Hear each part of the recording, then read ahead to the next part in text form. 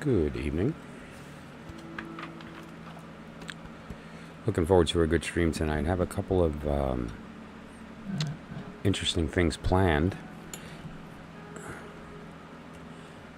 First of all, there's I get a lot of questions when doing readings for people, or especially when teaching, related to the court cards. There seems to be a little bit of disconnect with how that's read and what that's all about. And do they refer to people? Do they refer to circumstances? And all these kinds of things. And so we're going to kind of really just demystify that whole circumstance and cover exactly what are we looking at with the court cards, what are they all about, and how can we use them in our readings.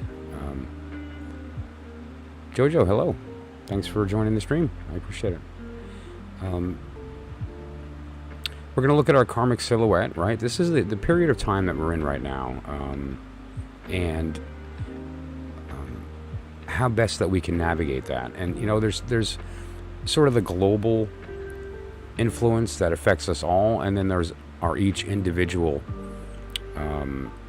navigation through this period of time, and we're going to go through that tonight as well. Anybody who joins in my live streams is entitled to a free personal message, and what we do is we look at the period of time that we're in right now, which is determined by using the Deacon system, and we'll talk about that, and your birth card. And when we put that together, it gives us a good sort of snapshot of what is the shape of the karmic silhouette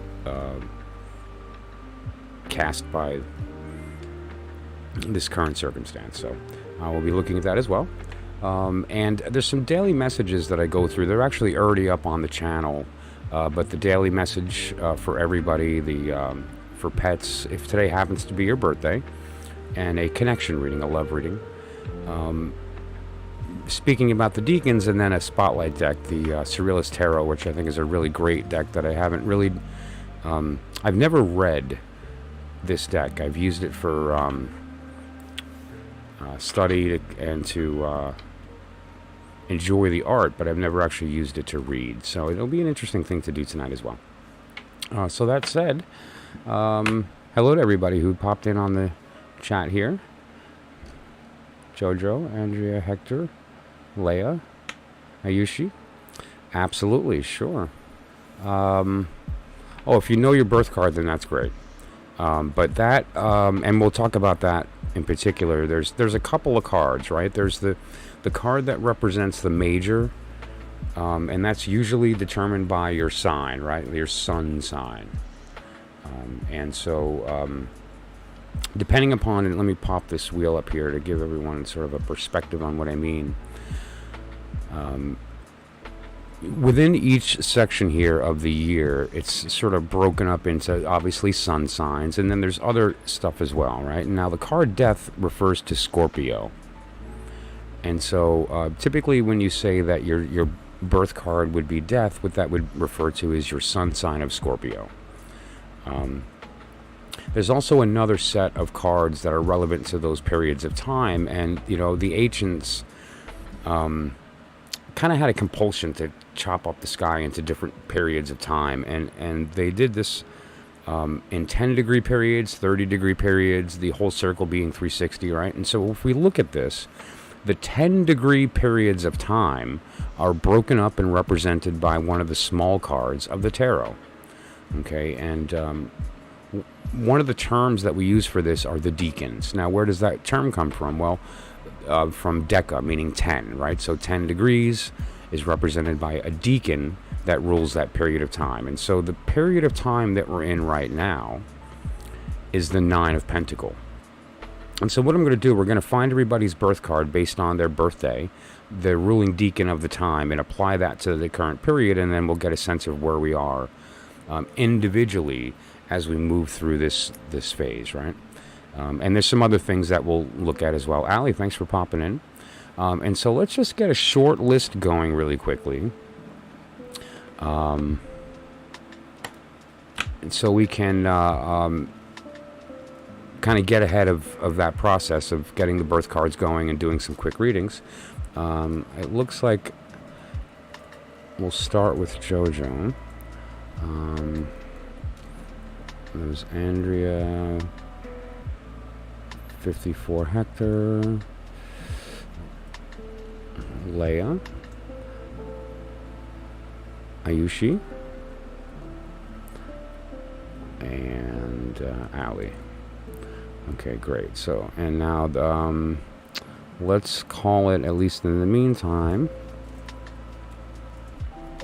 that the list is closed. Okay, great. So this would be the current list for the time being as we go through this process. And so what I would need you guys to do, or anybody who would like to participate in the process, what we're going to do is we're going to find our birth cards, and then we're going to apply that and do some readings related to that. Okay, so everybody who would like to do that, I need you to do one of two things.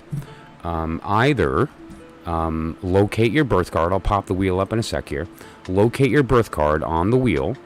Basically find your birthday, and then the outermost ring will be a card. Okay, and then that's what we're going to determine. Or if you're not able to see it because you're on a small device, or for whatever reason it's unclear to you to see, put in your month and day. I don't need the year. Your month and day in the chat, and then I'll tell you your birth card. Now, keep in mind, this card does not change throughout your life. It's very much like your sun sign. It doesn't change throughout your life. Neither does this card. So next time somebody asks, oh, what's your sign? And you say, oh, well, I'm a Sagittarius. You can also say, oh, I also happen to be a Ten of Wands, right? Why is that valuable? Because we can use that in the future, using this exact same technique to determine a future date, find the deacon related to that date, compare it to your birth card, and you'll have a good kind of biorhythm, a kind of karmic a karmic connection, and be able to kind of look at the color that those two things together make, right? And the way that we use that technique is like mini horoscopes, and there's a lot of ways that we can go about doing that. So here's the wheel, and what we're looking for here is your birthday. So everyone who would like to participate, you either put your month and day in the chat or locate your birth card. For instance, I'm the Ten of Wands, which is toward the top there, toward the end of December. The period of time we're in right now, at least where I am in the eastern United States, it's the 4th of September, which puts us in the 9 of Pentacle. Okay, and you'll see that on the greenish portion on the right-hand side of the screen there. And if you're having any trouble, let me know, right? So, okay, so August 20th, if we look down here, is going to be in the period of the 7 of Wands. So Ali is the 7 of Wands, okay? And now let's just go ahead and put that in there. No problem. So this is Ali equals 7 of Wands. Okay, now that card will not change. Sorry, I have the enter key to jump to the zoom on my desk, and so you're going to be seeing that a lot tonight, and I apologize. So that said, this card does not change throughout your life, right?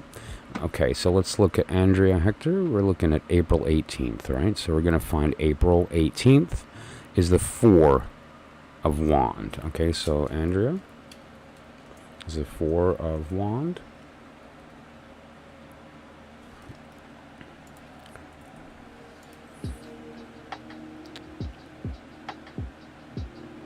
Okay, Jojo, October 24th. Okay, so we find October 24th. 5 of Cup. Okay.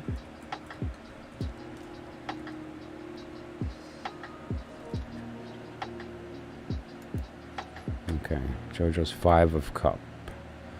Okay, so we have Andrea Hector we got, Jojo we got, Ali we got, Ayushi, December 5th, 9 of Wands, okay.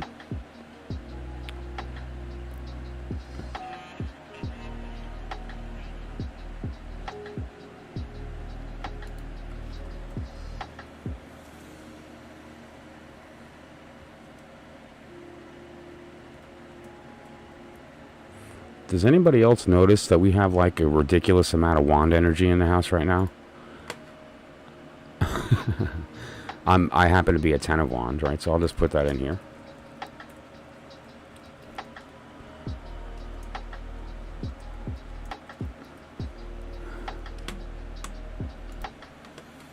Okay. All right, who'd we miss?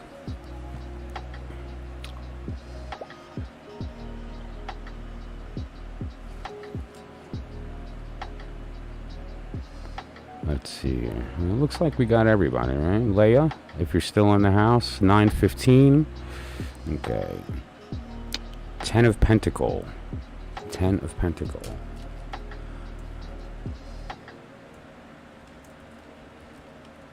Let me just verify that. 9:15. 10 of Pentacle, yes. Okay, so Leia. 10 of Pentacle. Alrighty. Okay, anybody else here? Let's just take a look. I'm scrolling back to my list. Jojo, Andrea, Leia, Yushi, Ali, done. Okay, so that said, let me just grab a sip.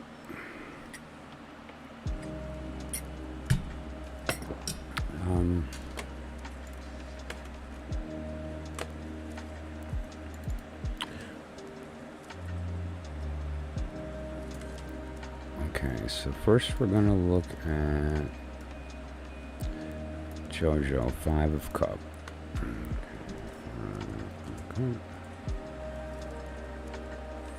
Okay, and then next after Jojo, where's my list here? Andrea.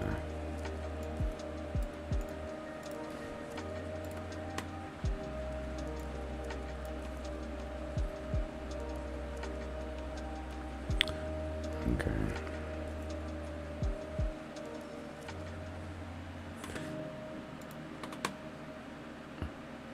Okay. Alrighty, so first off, let's pop out your cards here. So we are looking at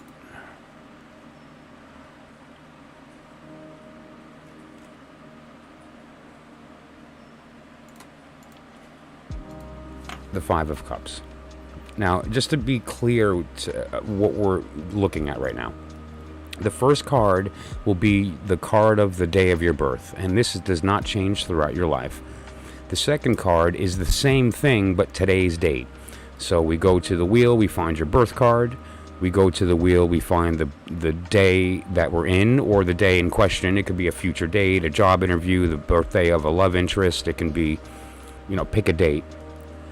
In this particular circumstance, what we're talking about is today.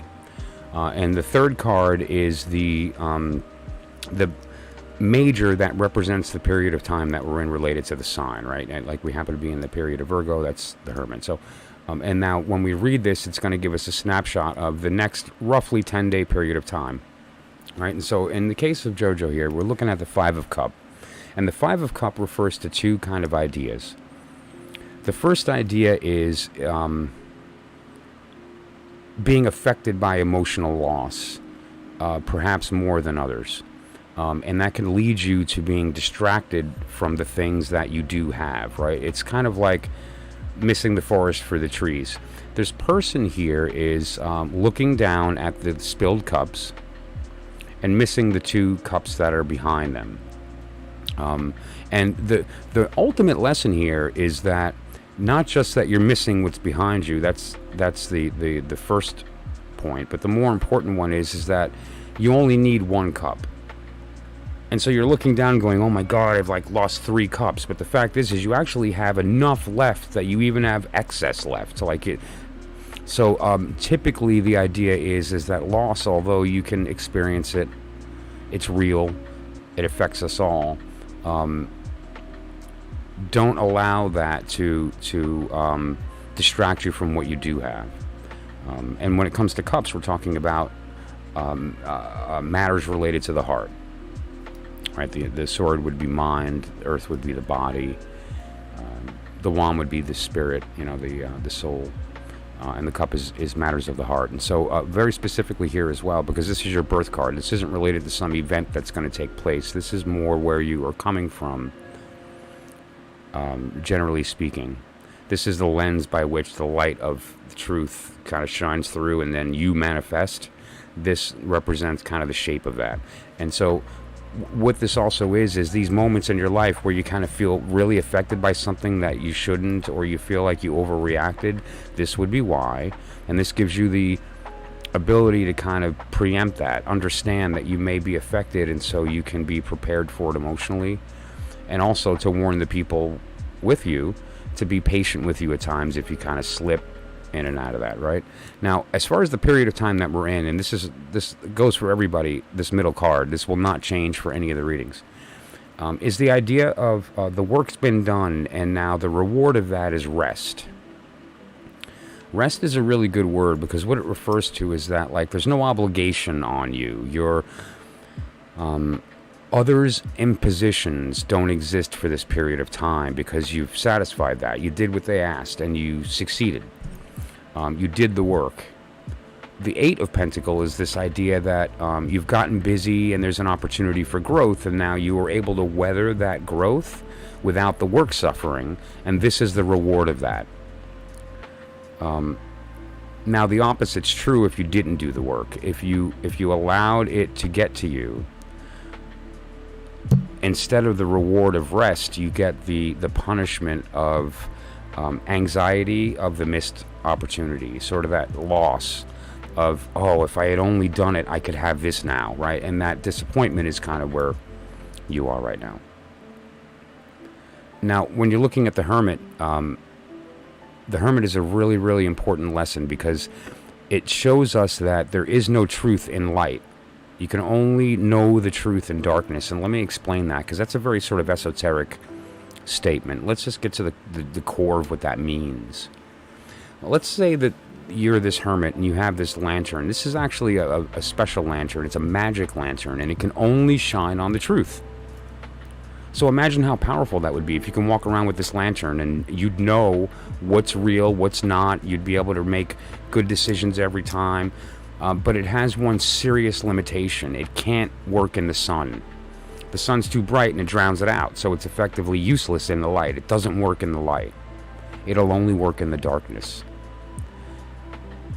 Now, let's get to the heart of that. What that means is that it's internal, it's inside, and you can do you can do the work alone. You're not looking for anything out into the world, so you have to have this moment of looking inside and saying, okay, now that I know, all right, maybe I do have this proclivity toward overreaction, or potentially being sensitive to things that if I just stopped, I wouldn't have to suffer. We can turn the anxiety into rest. But in your particular case, during this period of time, what this means is you have an opportunity to do that. This is the time, at least until about 7 days from now, say 7 or 8 days, that it's conducive for you to go into that darkness and do that work.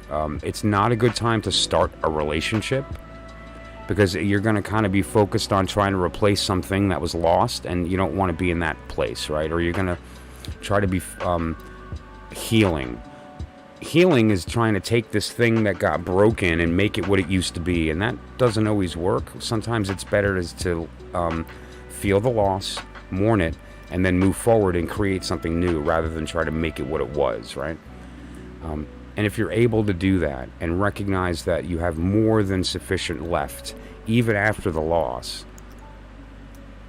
you're fine. You're unstoppable, because now the emotion is no longer a hindrance, but it's a tool for you to feel empowered, share that with people, enroll them in your ideas. And there's a lot of good that can come from that, right? So that's your personal message for the period of time that we're coming into, is that it's a good time to do the work, to find out, and to really understand where you're coming from, to recognize what those cups are that you still have. And, obviously I would say, if you or anybody else would like to get into the real core of that, there's several readings that are appropriate for that type of thing. I would say the Mind, Body, Soul, that's a reading that I personally have developed over almost 40 years of doing cards, that is very good at getting at deep karmic kind of consequence. And so if you're looking at doing deep work about where you're coming from and these things that you take for granted, but if you were able to step out and see would change things, then that's a good reading for that. And there's the others as well, like the astrology houses, the Celtic cross type reading, and these kinds of things. But there's lots of different opportunities for that as well. So, Jojo, I hope that was insightful. And, you know, as we go through these periods of time, it doesn't mean we have to act on that, right? Like, it's not like, you know, the lesson here is you better go into the dark and do this work. You don't have to do that. And if you don't do that work, it's not like there's some punishment directly. It's more that there's an effect to our actions, and the effect will be some anxiety of a lost opportunity. You're going to feel like, oh man, I should have, and that's not a great sensation. It's better to go, wow, I don't have the motivation, but somehow I'm going to work through that. And when you're able to work through not having the motivation or not having that person that drives you, and you have to kind of dig into yourself to get that, and you succeed, man, that feels good, right? I mean, and so sometimes though we're stuck and being forced to do that against our will, but when we do, we come out the other end better. So all right, and if you see any value in what I'm doing, all I ask, please like the video, consider a comment. The reason you're looking at me is a robot put me in front of you, right? And robots read comments. That's how it works on YouTube. So I really appreciate if anyone would like the video and consider a comment. Moving on here to the next part of the list is Leia.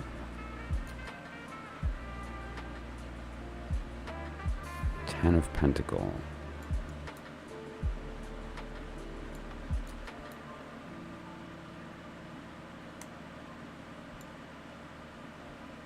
Okay.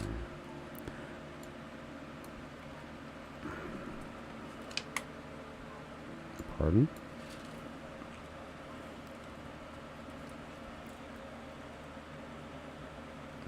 Okay.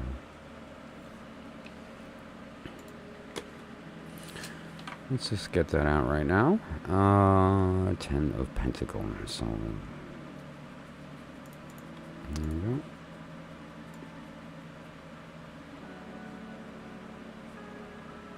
I turned off the wrong one. There we go. The Ten of Pentacles is actually quite a beautiful card. There we go. Okay. You know what? Let me turn that camera off. It seems to be a bit distracting. That's better. What we have in the Ten of Pentacles, Andre? No, you're on the list. Yeah, you are on the list. You should be.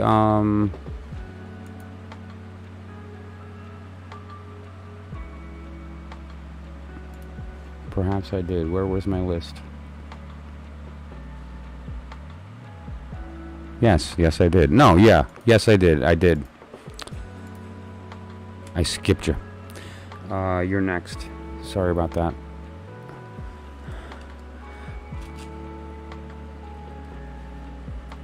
Thank you. Thank you for that. There we go. Okay, sorry about that. The Ten of Pentacles, there's a lot of different interpretations of this card artistically, but they all kind of get to the same core. And what it talks about is the cycle of life. And if you look at the particular scene here, there's two things going on here. One is the Kabbalistic tree of life, and the pentacles are in the position of the Sephiroth, which are the specific. Well, it's out of the scope, but basically it's the Kabbalistic tree of life. And then behind that is the scene of a family in all the stages. You've got the elderly person with the dogs. Next to the dog there to the right, tucked underneath, you can see there's a little baby, roughly the age of starting to walk. And then you have these two younger people, like the parents, talking. And it generally speaking, it's a good scene. There's a good energy. They seem to be fruitful. The decoration is nice. The weather is good. Like it's a good seen. Kabbalistically, numerologically, and otherwise, the 10 has certain connotations as well. But the card usually, with very little exception, represents gain. And if you look at the 9 of Pentacle in the period that we're in right now, again, is this idea of like sort of this blissful ecstasy where she's in her garden, enjoying her bird because she did her work, and so she gets the reward of the rest. The 10 is her in the future, enjoying this comfortable life, right? And so it's obviously an ideal picture, but this is certainly possible with the correct decisions and actions and patience through the stuff that doesn't work out for us. And then we have the Hermit, which we talked about, as far as that the truth does not exist in darkness, or does not exist in the light. You can't see it in the light.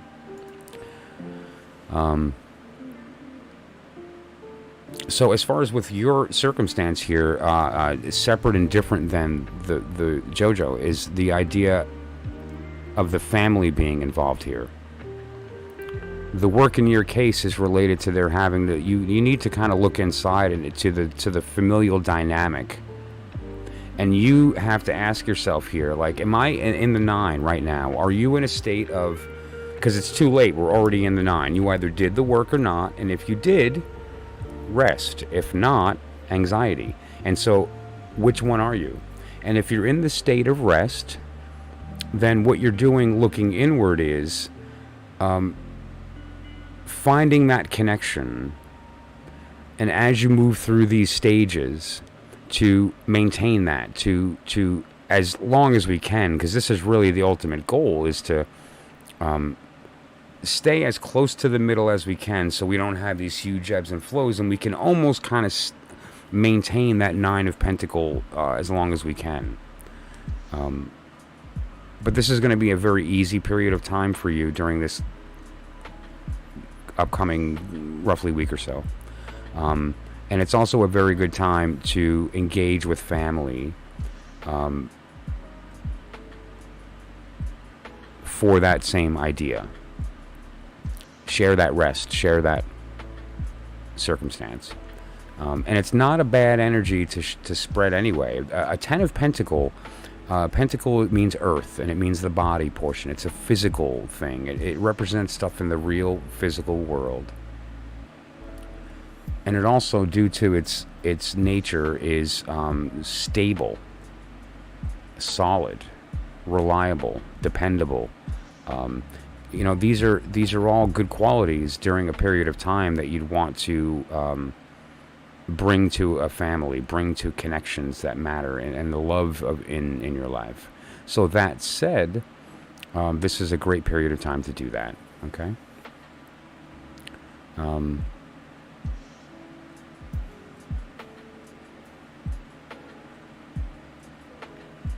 Oh, hello, Sajini.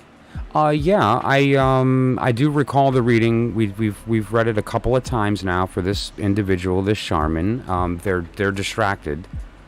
There's not really an opportunity for that to happen. And if you'd like, once the list is up and it's open again, I'm going to be going through just a couple topics, and I can put you on the next list when it's open, and we can kind of ask some specifics, I guess, about how, if it's possible. But the fact that they're not reaching out and they continue to not do that, coupled with the energy that kept coming up that they're distracted and not in it, is just, you have to kind of go with that. So I didn't want to lead you any further. I'm happy to look at it further, but here's a reality of the tarot, and this is for everybody in the room. If you don't get the answer you want, asking again isn't going to make the answer you want appear. And one of the important things about this process is to take the information and then, if at all possible, alter your behavior based on the new perspective. And oftentimes that includes self-care, like, where am I coming from? What do I want? Why do I want that? And you can maybe discover, you know what, this isn't actually something that I want. It seems to be more of an infatuation, or a game that you have to win, than an actual fruitful connection, right? And that was for Sagini, just to be clear. But yeah, so let's just jump real quick to the next portion here. And we had Ayushi. I'm kidding, it's Andre. It's Andrea. I was joking. Since you got skipped before, I thought it'd be funny to... Okay. Let's put that up there. Get rid of that. Okay.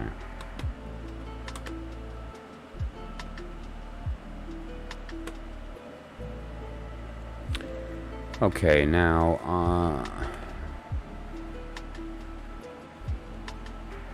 Four of Wands.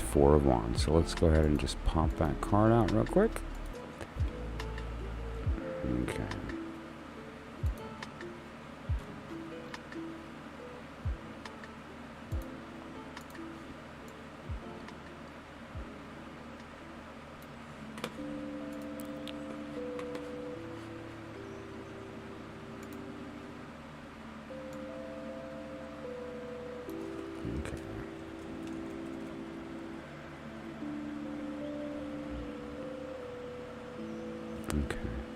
As well,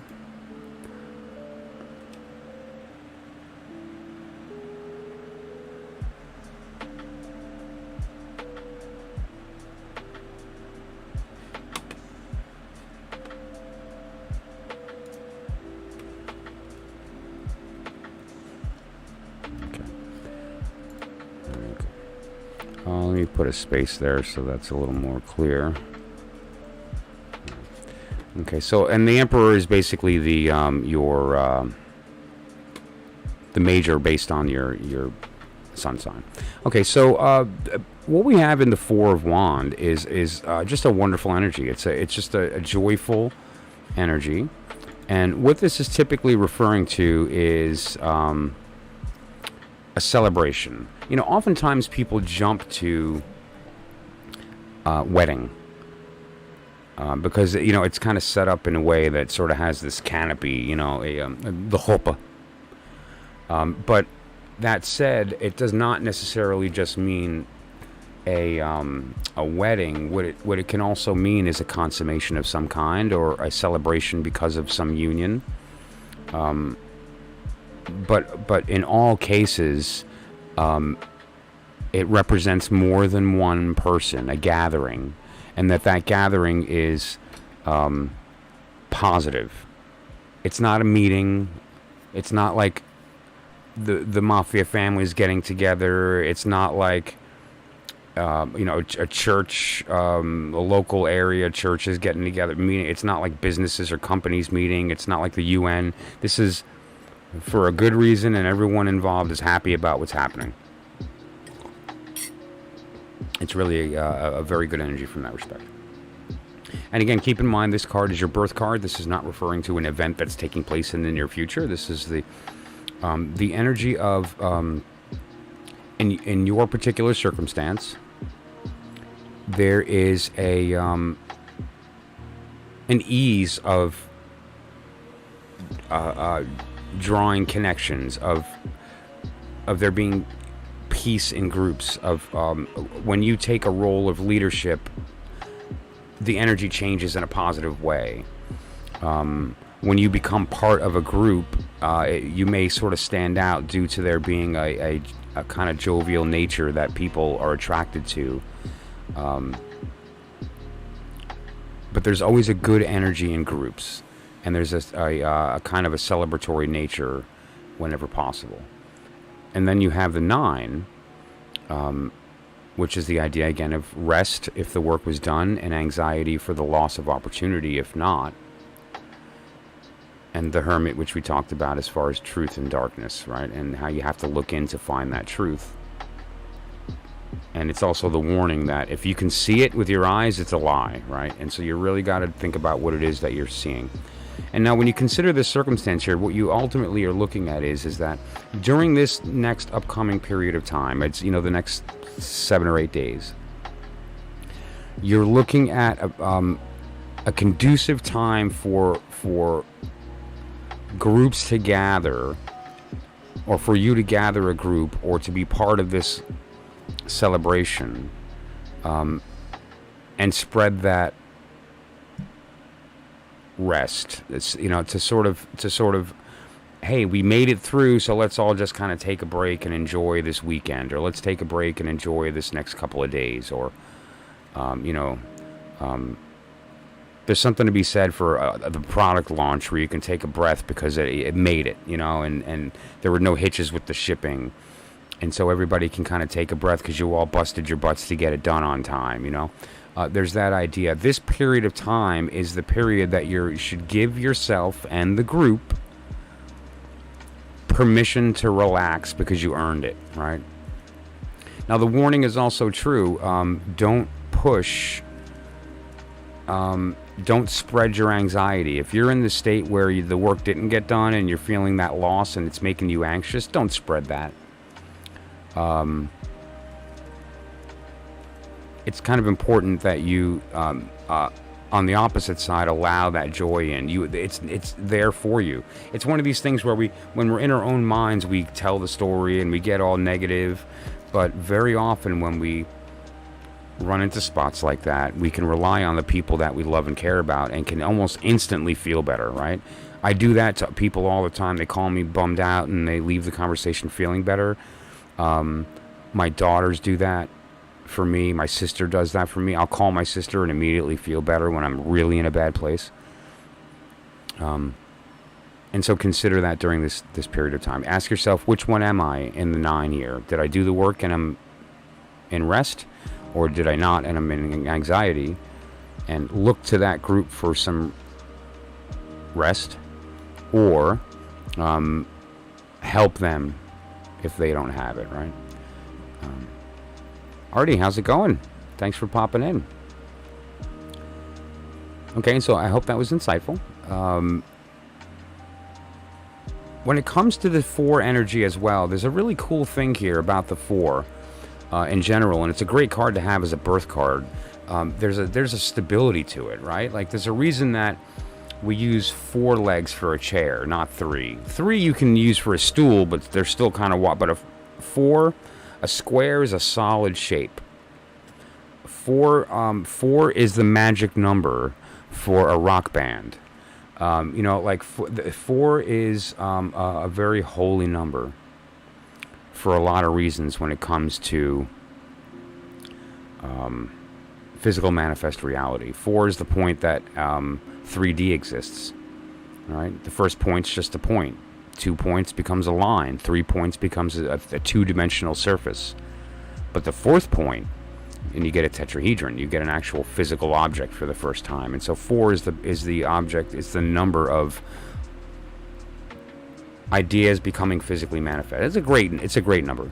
And now obviously the wand being fire, passion, spirit, soul, right? It's not your mind, it's not your body, it's not your heart or emotion, it's the driving force, root chakra, the thing that fuels our life energy.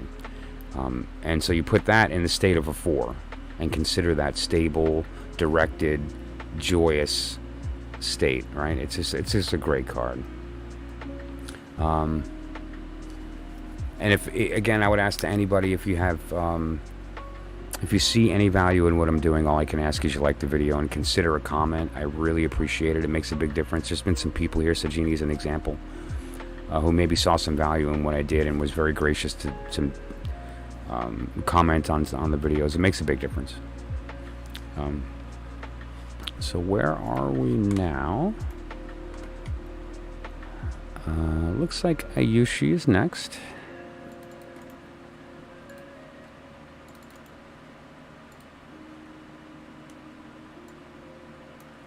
Okay, and then we're just going to pause for a little bit. And go over a couple topics. And then we're going to get back to doing readings. Okay, so Ayushi, let's find your card. 9 of Wands. 9 of Wand. Okay.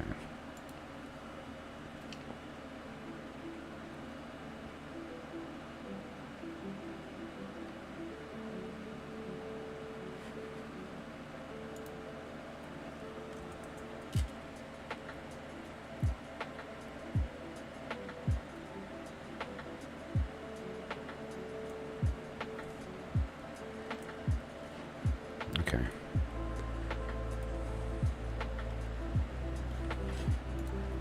Alrighty.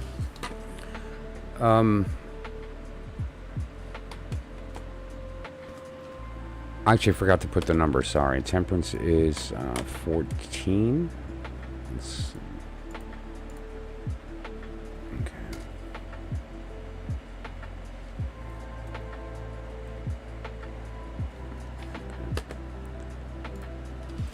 Okay. And so let's get the Nine of Wands out here.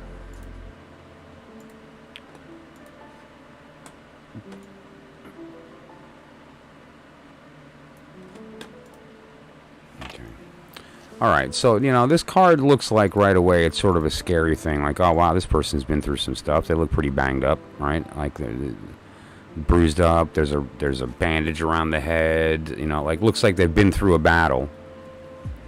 And they're standing there with their staff, and there's these other staffs behind them, 8 to be specific, and they're the 9th in the front by themselves.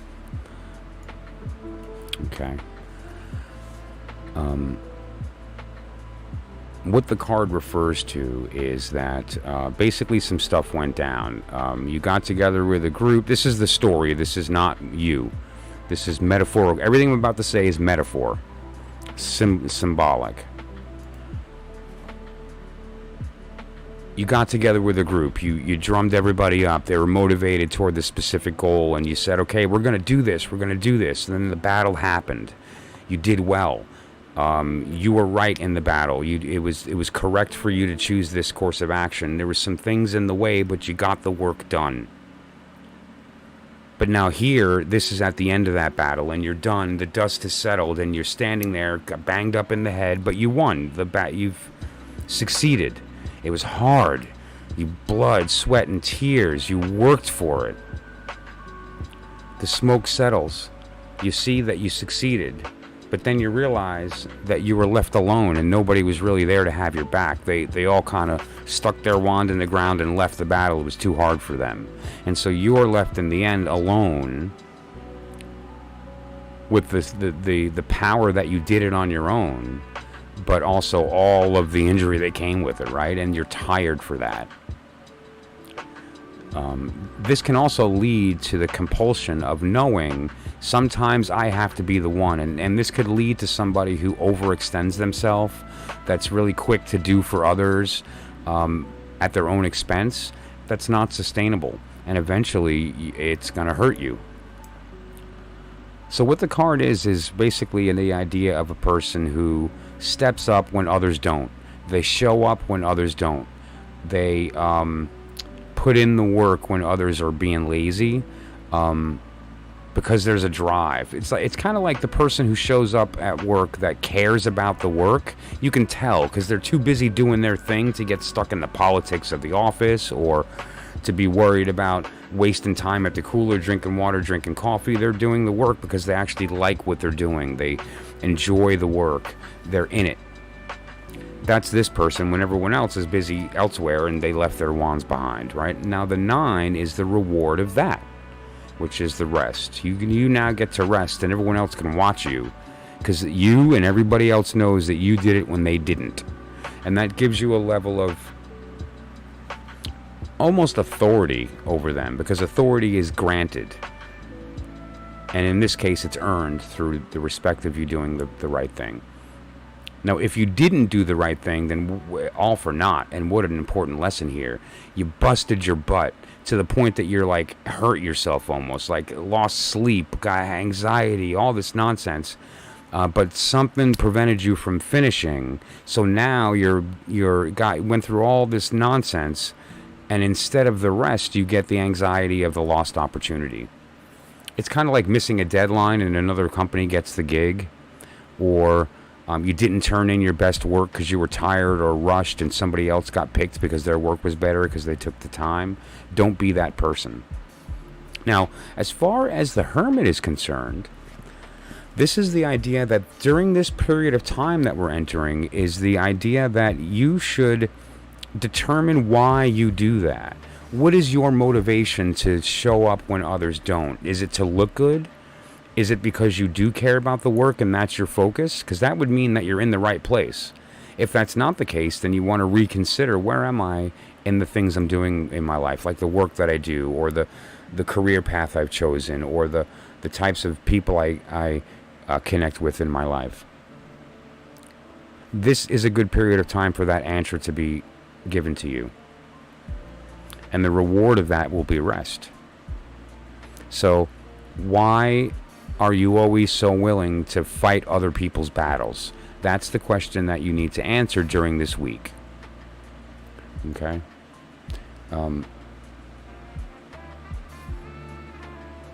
I hope that is insightful. Going further into that work, that's an important question. A lot of us suffer that same idea of feeling like we have to do for others for them to like us, or for us to belong, or to fulfill some emptiness that we don't really know how to fulfill. And so we mistake it, and we wind up putting ourselves in positions that we can't maintain. If during this period of time you need some additional insight, I'm happy to discuss that further on a more direct level as to going through that work. What would be some good steps? What is the technique for finding that answer? Like what we can typically do is look at a couple of the initial phases in the earlier part of your life. Take a look at what surrounding that. Did something occur, or was it a series of things that occurred that formulated the behavior that you need to fight other people's battles? What is that about you? Is it karmic and comes from the past? Is it something that's situational? Is it genetic? Right? We can determine that type of thing. So I hope that was helpful.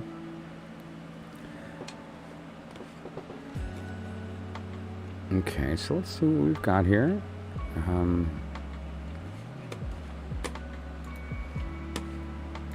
We have one more reading before I close the list down, and then start it back up in a little while.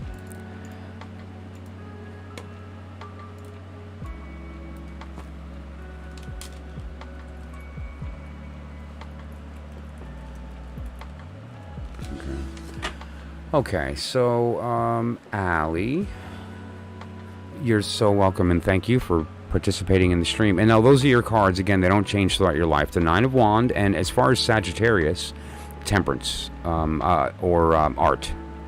If in the Crowley system, it's called Art. Then the Crowley Thoth Tarot. It's not called Temperance. It's called Art, and it refers to the actual the work of the creation of the alchemical magnum opus, the lapis philosophorum, the philosopher's stone. So but that said, it's called Art in the so. Hey Artie, what's up? So yeah, you and Sajini will be first on the next list as it opens up. So Allie, oh absolutely, Artie. Yeah, you and Sajini will be next on the list as I open it up. Let's go back to Allie here. And what is your card? I know we looked it up, didn't we?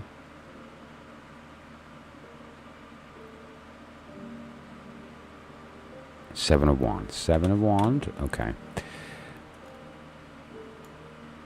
Man, there's wand energy all over the place today. Okay. Is it hot in here? That's a joke because it's fire. Anyway. So, here, give me just a moment. Okay.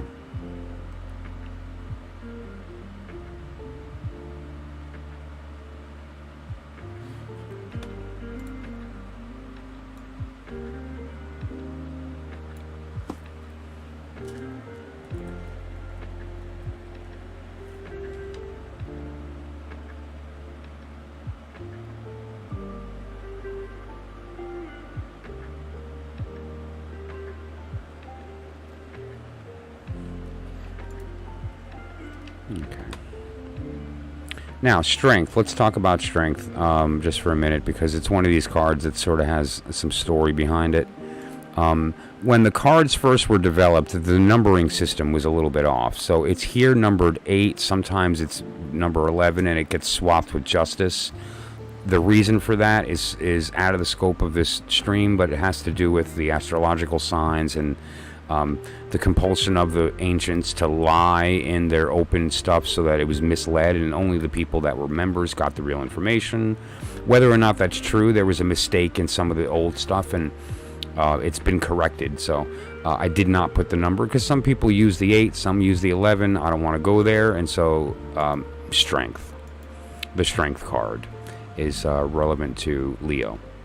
So that said, your birth card is the 7 of Wands, and that does not change throughout your life.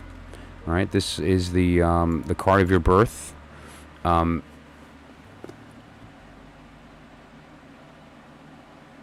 Interestingly, too, this is the battle that was occurring that we were just talking about that leads to this. All right, so that's, if you're still in the room, Ayushi, the card that we're looking at is the prior card. Ali's card is the prior card to that experience. So now here, what the 7 refers to is that like the troops have been gathered. You're one of those. Or you're the one that motivated the group together, and now you've sent each other out, and you're going to go do this work. It could be social justice, could be a project, could be developing an app. It could be a million things, but there's this end goal that you're working toward. There's a lot of adversity, but you have the high ground. Notice this person. There's no injury. They're in a confident state. They're being aggressive. They're not being defensive. They have the high ground. They're above their attackers. And so basically, whatever people throw at you, you're fine. You're going to be able to handle it. You're in a very good position. And this is also the idea of the fire, of the wand, of the soul. And so this is good energy. What this refers to is 2 things, since it's your birth card. The first thing that this is referring to is the idea that throughout your life, as you come up to adversity, your lesson is do not take the defensive. You're stronger than you know, and you know it. It sounds like a contradiction, but no. It's like the conscious side is the one that lies to you. The subconscious knows the truth. So like you're stronger than you know, and you know that. So just like when you have this thing that gets in your way, and you knock it out, and then 2 more things get in your way, and you're like, and you knock those out, and then 3 more things, and you're like, man, what is going on? Like, is this thing gonna work? There's moments in our lives where we have to work through some stuff. Fear. People in our ear that we can't. Jealous people that don't want us to succeed. Here's a biggie. Lack of motivation. You wake up and you're tired and you just don't have it. You got to get stuff done, though. There's a lot of things. Physical injury can come up, and the financial stress can happen. There's a lot of things. You could be robbed, right? There's a lot of things that can come at you that can put you in this position. But you seem to kind of have the strength to weather it. Like you don't take that personally and internalize it. And that's going to serve you during this period of time. And what you need to do is right now, during this period, I've been telling everybody to rest, not you. This is the week to go. This is the next 8 or so days that rest will come in the end. However, you are going to have to run with this alone, meaning if it's a group situation, for whatever reason, the group hasn't been able to get it done, and you need to just grab that stick and go. And, let the dust settle at the end of the week. But for right now, what you need to do is do that, okay? Because what's going to come at the end of this period of time is you will attain growth. You will be able to have something to harvest, and the rest will come after that. And there will also be the self and the group respect that comes with you, kind of jumping on that. And let me give you an example. This happened to me directly. Years ago, I was at a friend's house and we were hanging out. He had kids. I was with my wife. We were just sort of enjoying the day with some a couple and their kids. And their dog, ate a a lizard, and the lizard was poisonous, and the dog immediately started foaming at the mouth and convulsing, and it was really scary. And now the kids are screaming, "What's up with the dog?" And we all look, and it dawned on me immediately, because I saw the lizard in his mouth, what was occurring. I was instantly aware, poisonous. Oh crap! These kids are about to watch this dog die. Like, psh, and it was bad. He's starting to get paralyzed. It was that fast. The parents were completely like deer in a headlight, frozen at this event. Did not know what to do. Or like the mom is crying, "Oh my God, the dog's gonna die." My buddy was sitting there, actually kind of sort of godsmacked, like he couldn't even process what was happening. The kids are crying their heads off. I mean, hysterical. And this was in like just a couple of seconds, and I don't know what happened. I just didn't think. I just got up. I grabbed this dog, I ran over to the hose, I turned the hose on, I stuck it in the mouth, and I'm blowing out his nose, and I'm scooping out slime, and the dog's alive. Long story short, the dog's alive, and had I not acted, probably wouldn't be. And now I'm not taking credit for that, because I didn't act. And that's the point, right? There was no fear. It's not about acting in spite of fear, which we call courage. This is fearless. Like, you don't have time for that. Like, courage, who has time for that? Stuff needs to get done. I don't have time. Grab that stick and run.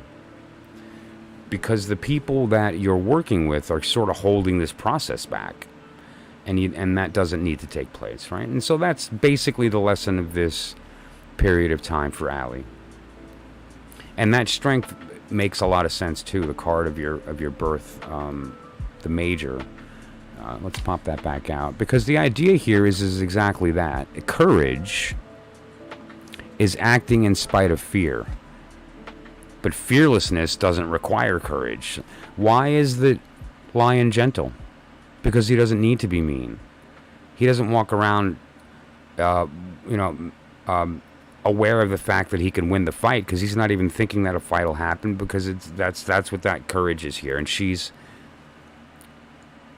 the power that can wield that in this card. So I hope that was insightful with respect to what's kind of coming up in this next period of time. It's a very good energy, actually, and it's an important lesson really for all of us. But in your case here, it's conducive to that now. Like, it's not time to slow down. Now's the time to run.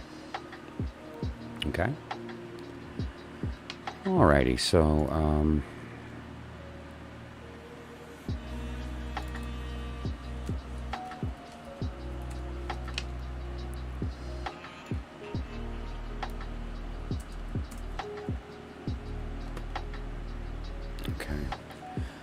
Alright, so, very good. Now, I'm just going to start up opening soon and the new list, if you guys are still here.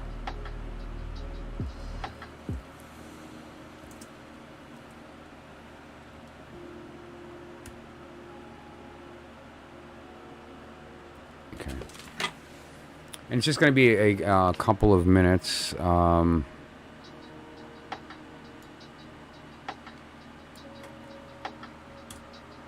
Before we continue. Okay, great. All right. So, I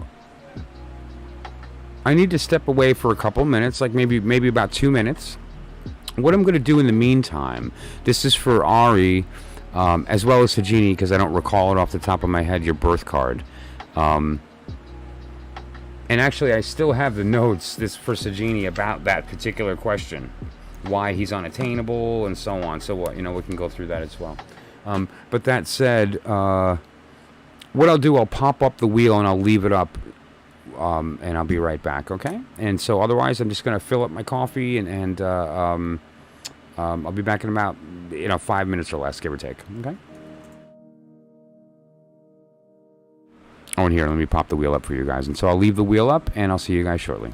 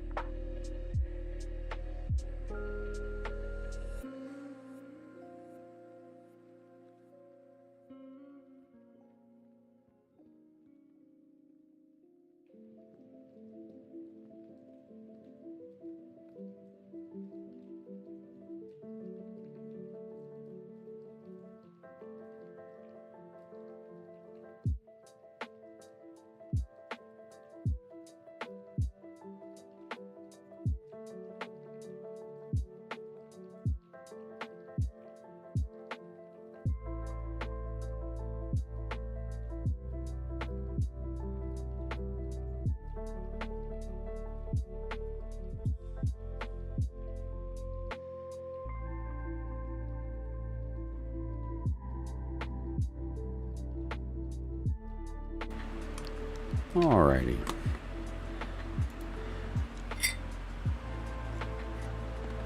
Let's continue. So there's a few things that we're going to be speaking about tonight, but I know there was a couple people waiting.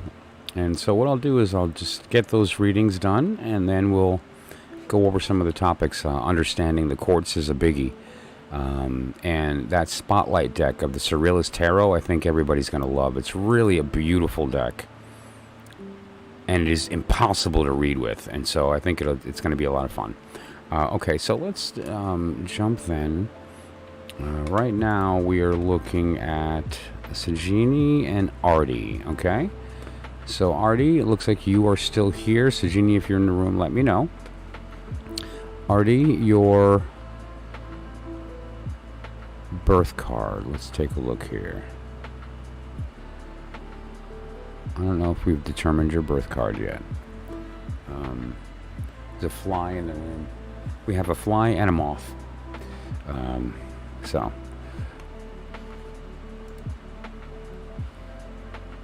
Artie, let's do this. I need your birth card, so that'll be either your month and day of your birth, or we can jump to the wheel and you can locate it by finding your month and day in that outer section, and then the corresponding card next to it. Okay, so if you want, just in the chat, put your month and day of birth, and we'll be able to determine your birth card. Okay.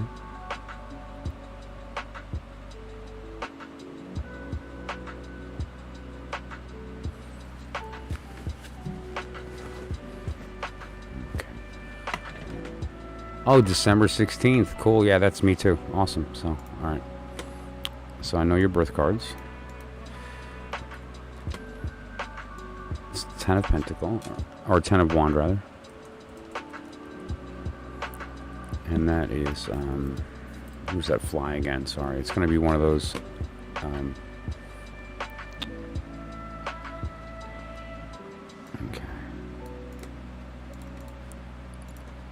Where are we? There we are.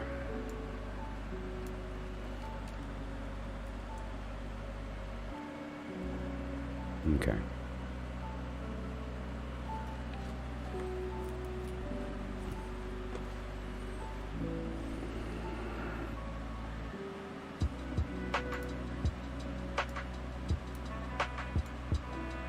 So let's pop out the 10.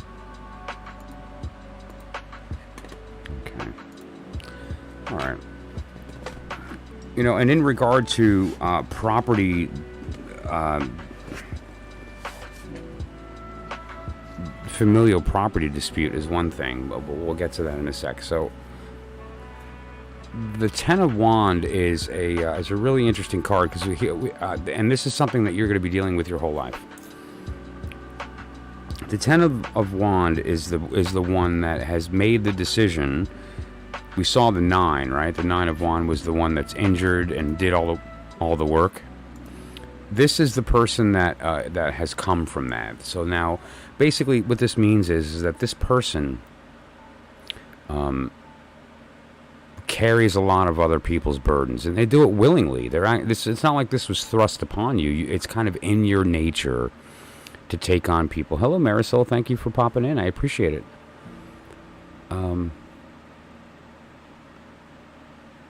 Now, this is not sustainable. Eventually, you're going to get tired. And now, and with the Hermit here as well, this is an important lesson. Why? Why do you carry this burden all the time? Why do you feel the compulsion to do for others to the point that it becomes heavy? Because the potential negative of that is resentment, right? You're doing it to help, but then you can begin to resent people because they take without giving back. But that's kind of what you're setting up for. And again, this is metaphorical because it's your birth card. But what this shows is that intrinsically in your heart, there's this compulsion to give. And you have to be careful not to overextend yourself, or you're not going to, not only will you not give, but you're also going to People will be disappointed because you've committed and didn't complete what you said you were going to do. It causes all kinds of negative kind of connotation. And now the center card is important too, and this is a biggie. The center card here is the lesson of the reward is rest if the work is done properly, and the punishment is the anxiety of the loss of opportunity if you don't. And now the work here to be done is to recognize the balance between what you take on and what you do for yourself. You know, one of the best ways to do that is to, like, you don't have to carry all 10 at once, right? You can grab 3, go do what you have to, and grab the next 3. The fact is that they're gonna love you anyway. You don't have to prove it all the time, every time. And now, during this period is the time that it would be good to do that work, to look in and say, why do I carry this burden? What is it about my personality, the identity that I've formed over my life, the experiences I've been through, how I was raised, whatever it happens to be, that leads to this compulsion to carry others' burdens to the degree that it takes away from yourself, right? Now, you know, as far as the particular question you're looking at here,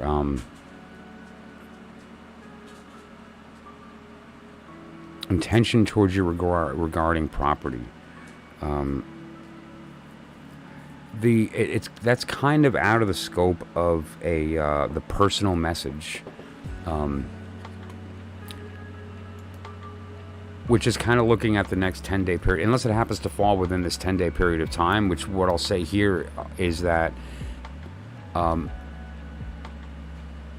there's an aloneness in this circumstance, but as far as getting to that particular question, we might be able to revisit that after some of the other personal messages. Typically, if you're looking at a specific question, to throw out a quick card is not really appropriate. I would say something that's maybe more appropriate with this would be a past, present, future, because you're looking at getting at the core of where were they coming from with related to this circumstance, like what caused it, and surrounding that circumstance, what are the different connections? So, like, what are their feelings? What are, in this case, you asked about parents and siblings, and evaluating those connections.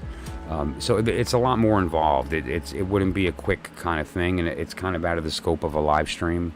But I'm happy to look at that and I would say that the most relevant to that particular circumstance would be either the past, present, future, or the what if. Now, the past, present, future, it says 3-card spread, and it typically starts that way, but it never ends that way, because we're looking at connections, and so it's, you know, it could usually wind up at, you know, a dozen to 16 cards, and it can take some time, because it really, you know, we're getting pretty deep. But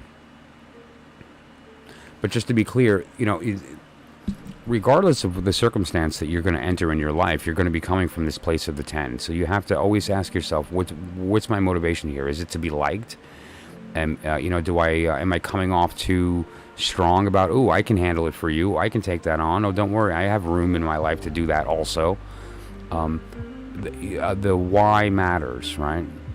Absolutely, I'll put you on the list, Marisol, sure.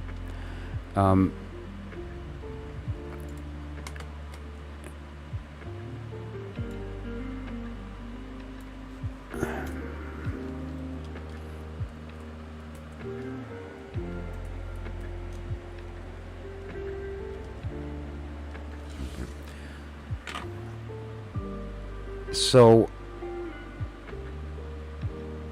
there's also the idea here, as far as the major of the period, temperance, or art, in the Thoth system. Let me pop it out here. Right now, this is your major. Temperance is the idea. Oftentimes people consider it to mean the card of balance, but that's not. That's the idea of justice, right? There's a difference here. Justice demands it. It's cold. It doesn't care. You take from here to give here, and it's an automatic kind of thing. Like, there's no heart, thought, mind. It's just the rules. Temperance is a different circumstance because it's willful and it's with the intent of there actually being a growth. This is more, instead of balance, it's a union. It's like, instead of balancing water against fire, this is combining water and fire on purpose to create something new. And that new thing is correct. Everything that happens in the universe happens because the elements have kind of no choice but to combine. And everything is some combination of that, right? What this is the willful combination.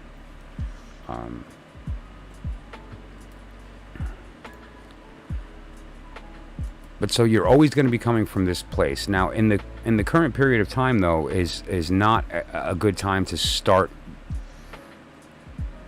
discussions related to finance, because it's a period of rest and aloneness for you.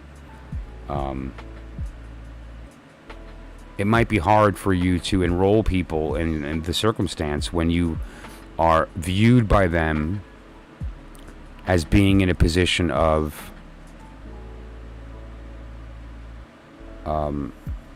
being utilized. You're the tool. You're the thing they use. You're not the thing they respect. So there's not a level of equality. And we do that. I do it. I'm the 10 here also, so I know this energy. If you constantly put yourself out there and are constantly available to people, they tend not to be available to you. It tends to shift their perspective to where you are, due to your availability, inferior. There's a saying in business that availability is a sign of inferiority, right? Dipti, hello. And so consider that sometimes saying no and setting boundaries is what leads to temperance, and more importantly, setting boundaries is what leads to being respected. So that work is super important because it can really change. You're never going to not be the 10, but you can change how many you carry at once, and notice that it's probably going to benefit you if you do that, okay? And so what I'll say also, RG, is that it's... I'd like to discuss this issue, but again, I feel like it's out of the scope of this particular, of a live stream type of presentation. This is something that would take some time to get into.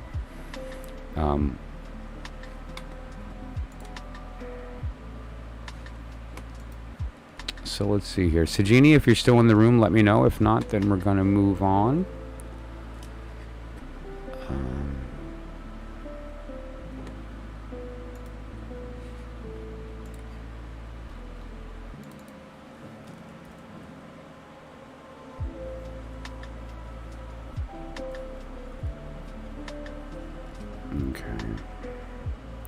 Okay, and so Marisol, I would simply need your birth card to continue. And so how we find your birth card is we locate it. Either we can locate it on the wheel, or you can give me your month and day of birth if you're unable to see that due to your device or otherwise, and then I can locate it for you. Okay? And once I have that, then I can do the reading for you.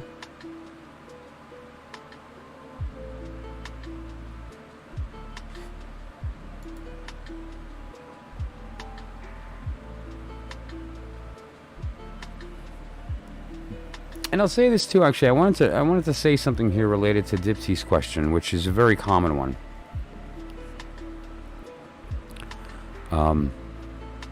Yes or no questions are not really suited for tarot. Obviously you can throw out a card and get an influence of a positive or a negative, and there's even some very specific ways of going about that energy. Feminine and masculine energies typically give off a positive or a negative, similar to the yin-yang of the black and white, and which one is receptive compared to bestowal and so forth, but and that whole dualistic idea. And so yes or no questions aren't bad. We're on you, Marisol. I'm sorry, we're on you, and I just need your birth card. If you're not familiar with the birth card, then the month and day will allow me to locate it very quickly.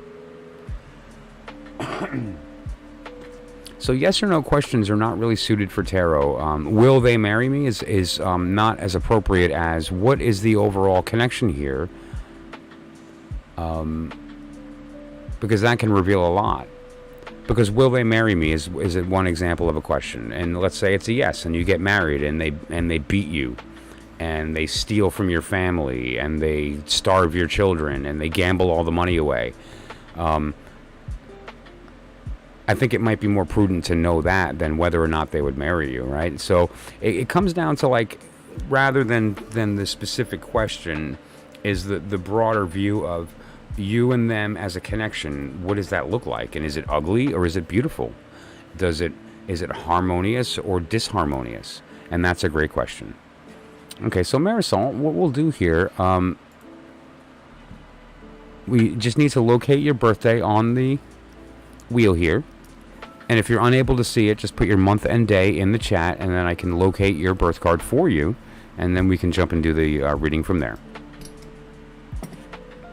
Okay. And so on the outer ring there, you'll see some dates, and then the extreme outer ring are the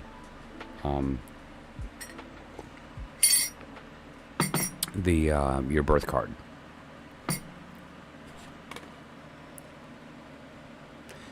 Okay, so April 4th is in the period of the Three of Wands. Yep, okay, Three of Wands. Let's just get that in there. More wand energy tonight. It's all over the place.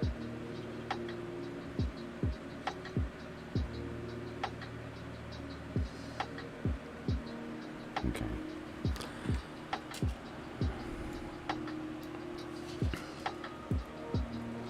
And that is the Emperor, due to the fact that you're in Aries. Okay.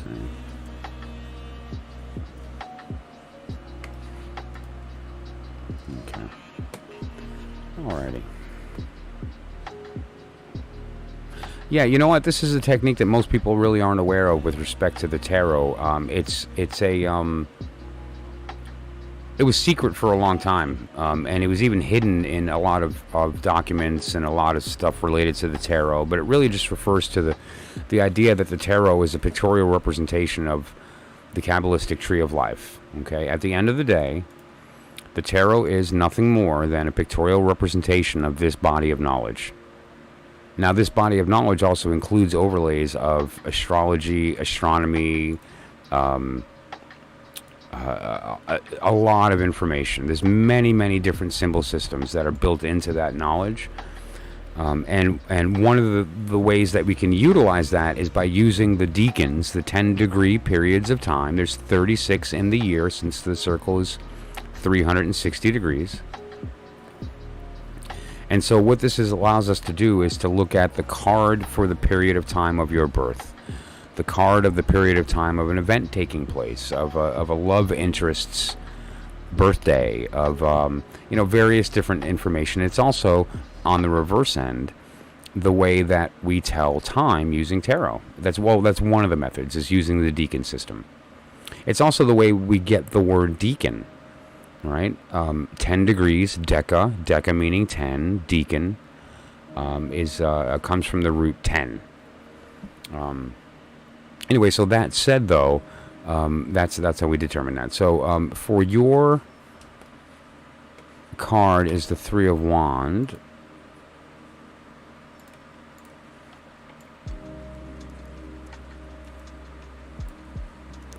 The Three of Wands refers to this person is up on a hill looking out at these ships going out, and those ships belong to this person. They're a businessman, and those ships are all going out to sort of spread the product to the world. There's an enterprise taking place here. Now, the other two wands are for the two other people that he's waiting to show up to join on this journey. But the journey isn't It's not a vacation, right? Like these three people are getting together toward a goal, and that goal is an enterprising type of goal.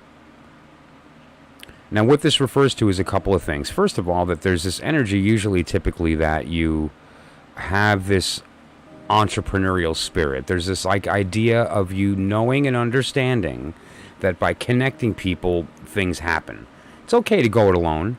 Sometimes we don't have a choice, right? Like Billy Joel has joked around that he doesn't like how he sings, but he has to because there's no one else to sing his songs when he started, so he sang them. You know, so you can go solo, so to speak, if you have to. However, it's better if you don't, right? And it's always better when you can combine people toward an end goal, and all bring your individual talents and utilize that toward a goal. And that so, but this person, another idea of the three here is the idea of the bigger picture, seeing the possibility and then enrolling others in that, right? And so that's kind of the idea of the three here. As far as the Nine of Pentacles refers to the reward that comes from the work being done properly, and that reward is rest, lack of anxiety, the impositions of others no longer upon you, right? The work's been done, and so you can reap the reward of that. It's harvest time. The images of a woman in her garden sort of blissfully enjoying her bird and, you know, like the flowers and all these pentacles that are nice and lush that she can pick, and, you know, things have worked out. Now, what we have in the Hermit is this idea of this period of time being a good period for self-reflection and understanding the why. Because that can give you this insight into some of your decisions, and moving forward, why you've chosen certain things in your life that haven't worked or have worked, and so that you can continue to maintain that. Now, we can do that work anytime. It just happens to be that during this period that's conducive, and so it's going to be easier for you to go through that during this period. It's also going to be a very good time for you to kind of look at some of the stuff that you've done in the past and allow yourself permission to enjoy that. Like, it's cool to stay busy, but you also have to recognize why we're doing this. And if you don't, then you're going to miss the reward, right? So, good. And it's good to connect with others. You know what? There's a really interesting thing that happens when you do that. The whole energy changes and can really lead to some very interesting growth, because, you know, especially when we're really good at something and we do it on our own for a long time, we have our assumptions and our worldviews that we kind of get stuck in, and by some fresh blood, a new perspective, a different outlook can really make a difference at becoming more productive, entering this new phase of technology and how we interact as people. Leveraging what we bring to the table with something that somebody else does to make something new that we hadn't even considered was a possibility. All this stuff is good things that happen if you're open enough to allow that creative energy to sort of sketch in front of you, and you can find some really good ideas that way that you wouldn't have by yourself, right? Especially if you're self-taught.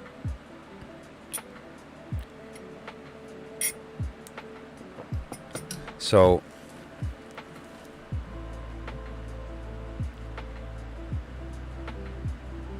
not just in connecting with others either, but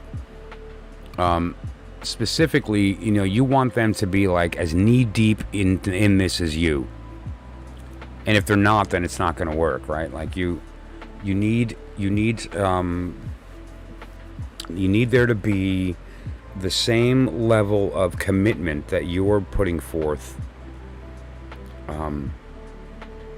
even though they're going to have a different approach and a different attitude and different ways of going about it. The end goal is the same, and you both are looking at it with the same level of seriousness, right? And so do they. The wand is the card of passion, right? If you look at the four suits, the four elements, fire, water, earth, air, it's also the states of matter: solid, liquid, gas, and plasma, right? Fire is the plasma state. It's also mind, body, emotion, and spirit. This is spirit. It's the driving force. It's desire. We want first, and then that want gets to emotion, which interprets it. Then it moves to the mind, where it processes that, and then it moves to earth, and it manifests physically. This is where it all starts. And you may have heard this too in business. 1 + 1 is infinity, right? Like, one person can do a lot, two people can do practically anything. And with a third person, like, look what happened with Google. You had two guys, and like, they had this amazing product that was great, and they were kind of whatever, but then they brought in Schmidt, and these three people literally took all over the planet. Like literally took over the planet. So three people can really do an amazing thing if you allow for that. Now, are you going to be the Eric Schmidt, or are you going to be the two programmers that create the product? Are you going to be Bill Gates? Or are you going to be like Woz and Jobs, that finally gets like their act together on the distribution end? So it comes down to this idea of allowing these other people in this process, and in doing so, allowing for all these different opportunities, right? So yeah, and I hope that was insightful. Obviously, there's a lot more that we could read into in specifics. This is just over the next period of time. And just to give everybody the perspective, what I'm referring to is right now we're in the period, since it's the 4th, if you look to the right in the green area of Virgo there, the 9 of Pentacle period of time. Very soon, we're going to be moving on September 12th. We're going to be moving into the 10 of Pentacle. We're moving from Venus into Mercury. And so that's what I'm referring to as far as the period of time that we're in right now, okay? And that is the 9 of Pentacle and the Hermit, and soon we'll be moving into the 10 of Pentacle, and that, on the 12th. So, that said, anyone who sees any value in what I'm doing, all I can ask is you like the video, and please consider a comment. The fact is that if you're looking at me, it's because a robot put me in front of you, and the robot reads the comments, and so it does make a big difference. So that said, what's this here?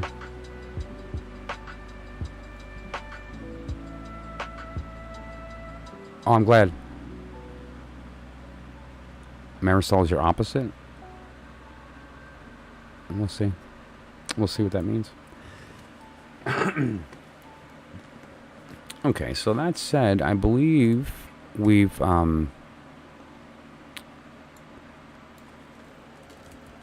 exhausted the list.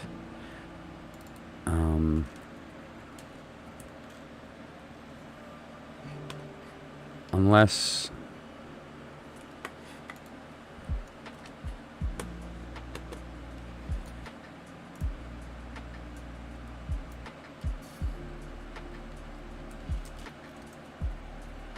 okay.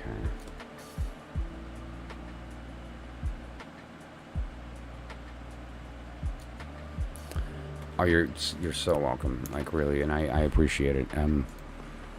Full disclosure, I love this. And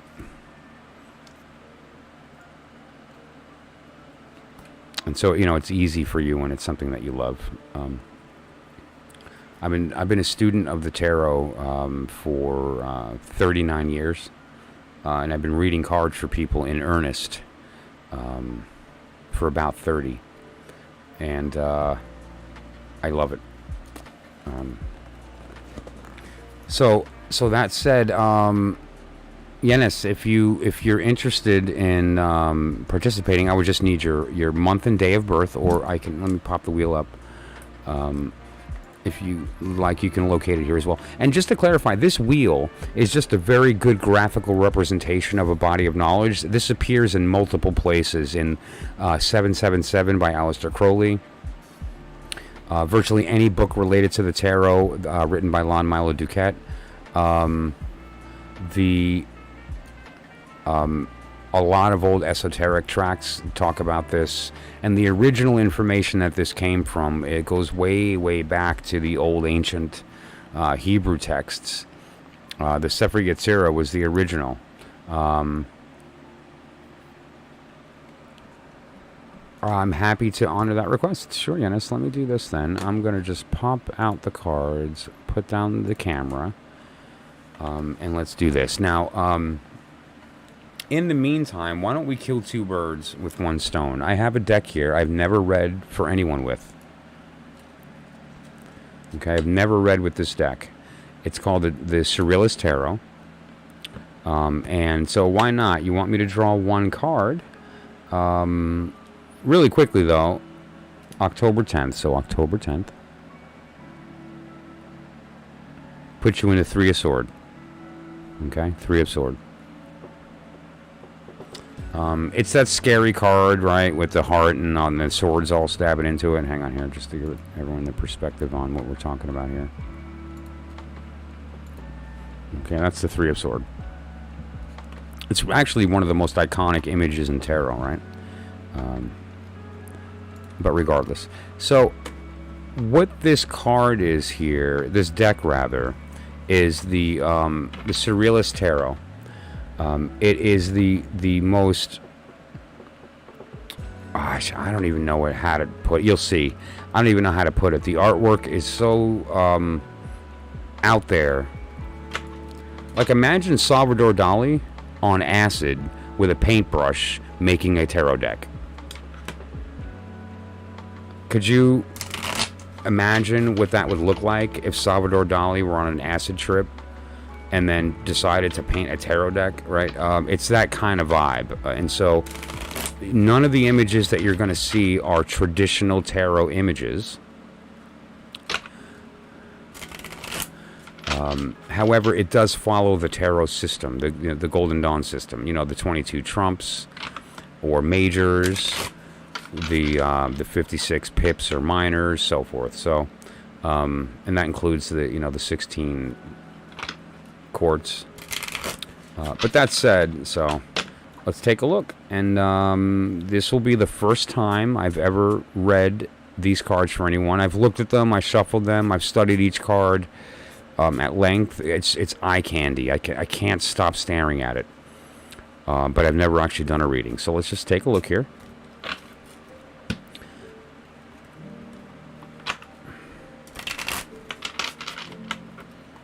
Okay. And the first card, and this is also the deck spotlight that I had for today, is the Surrealist Tarot. So we're going to do Yenis, and then we're going to do go through the deck here. So let me just pop your name on here. So, okay.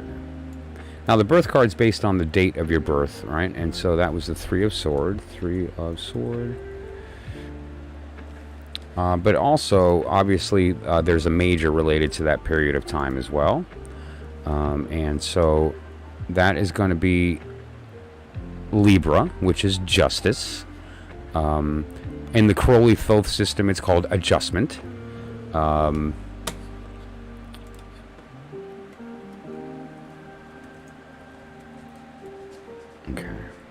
there you go.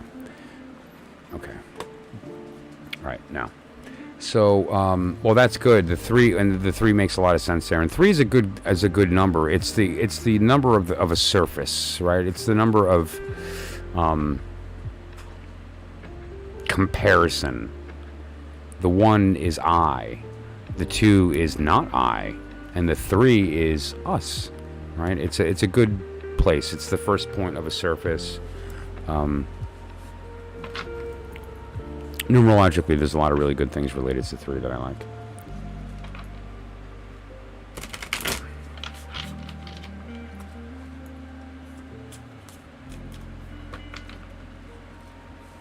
Okay. There it is. Okay, so this is for Yenis. You asked for one card. Let's take a look at what we can see here. And you guys, like, really wait till you see this deck. 10 of Pentacle.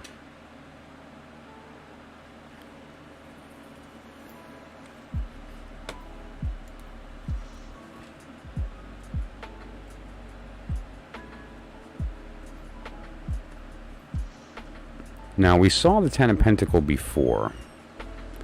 And so let's take a look at that.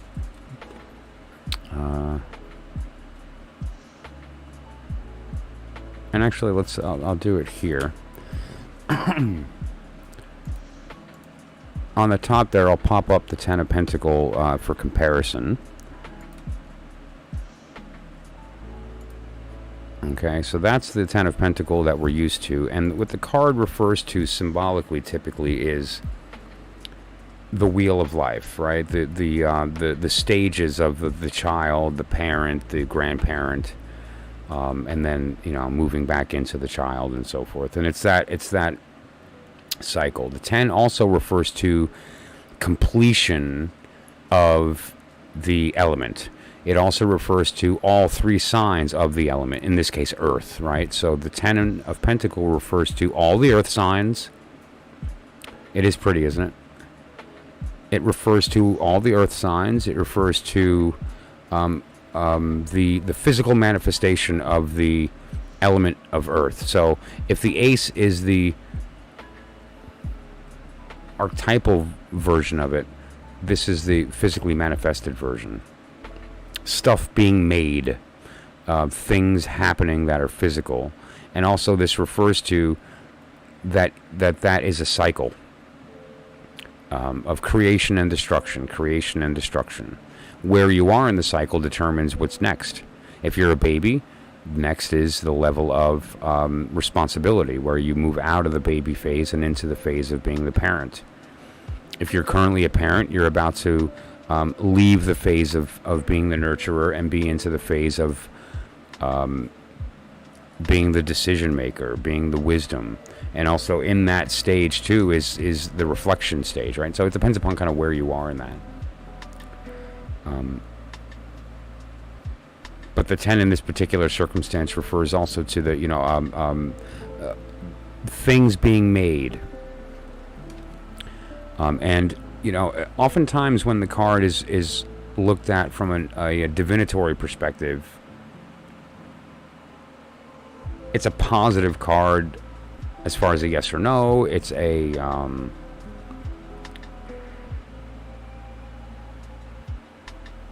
it's basically a card of physical completion. That's kind of like the best way to put it. There's a lot of different ways that things can find their end, whether that be an emotional one, a mental one, and so on. But this actually refers to something physically being created, happening. So I'm not sure what your question was, but that's the answer is the Ten of Pentacles. And as far as that comparison, that's what it looks like in the Rider-Waite system, so that you can have the comparison there. Okay. Well, so we have a couple people here that asked to be put on the list. And that's important that you allow that process creatively, because, a lot of what we think is possible is based on what we believe will work. And what we believe works has to do with the experiences that we have. The more stuff we do and try and experience, the more we build that toolbox as we're going through our life, and can say, oh, I know how to do that, or I have an idea because I did this thing once before. So create as much as you can. There's an important lesson in that as well, in the Ten of Wands here. There's this idea of as above, so below. We may have all heard this phrase, but do we really understand what it means? Because the reality is everything that happens in the world happens above first, and then manifests below. And so what that means is, and the power of that is, that we need to ensure that we have right thinking, so that we're manifesting the proper things in our life.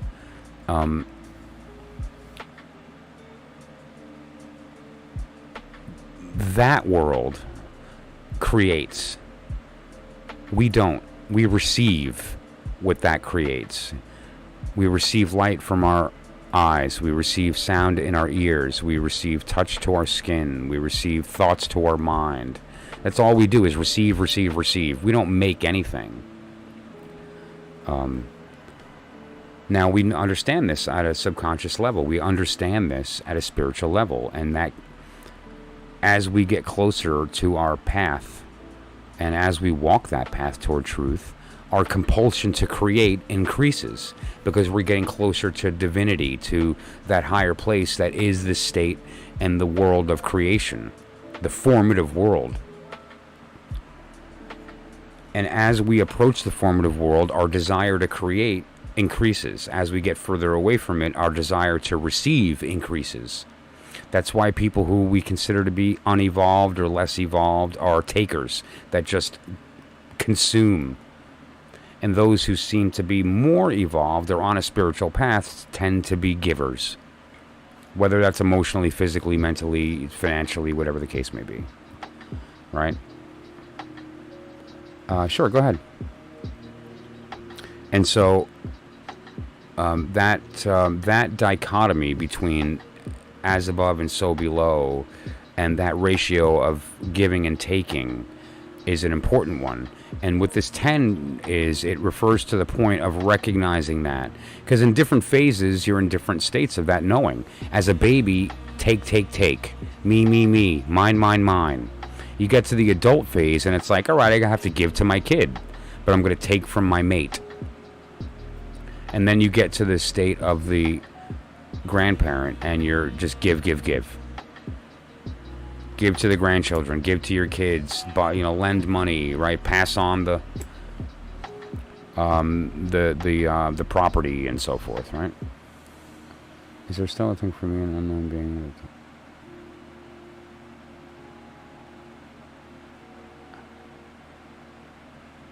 I'm not sure. That depends upon what you mean by took over, because you have to consider the implication of that question. Who's asking, therefore? Meaning that if you were taken over, then you're not asking the question, and what's the point of the person that took you over asking if it exists? Right? So you have to consider, I need a little clarification there.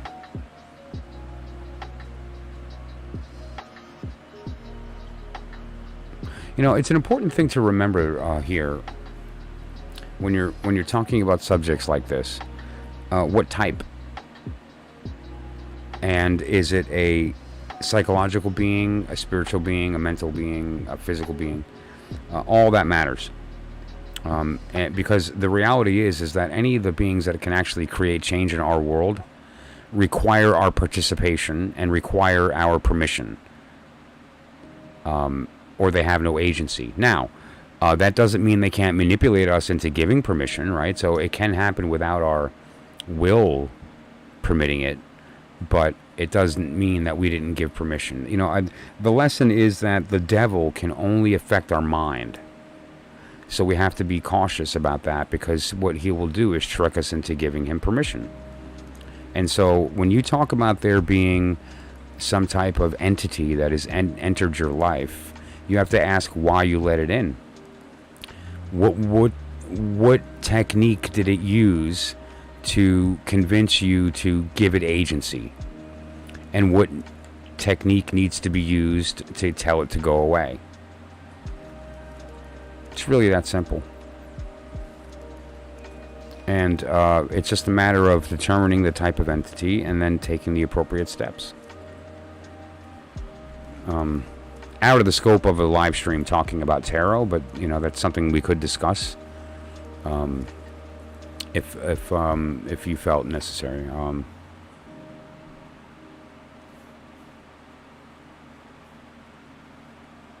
Right?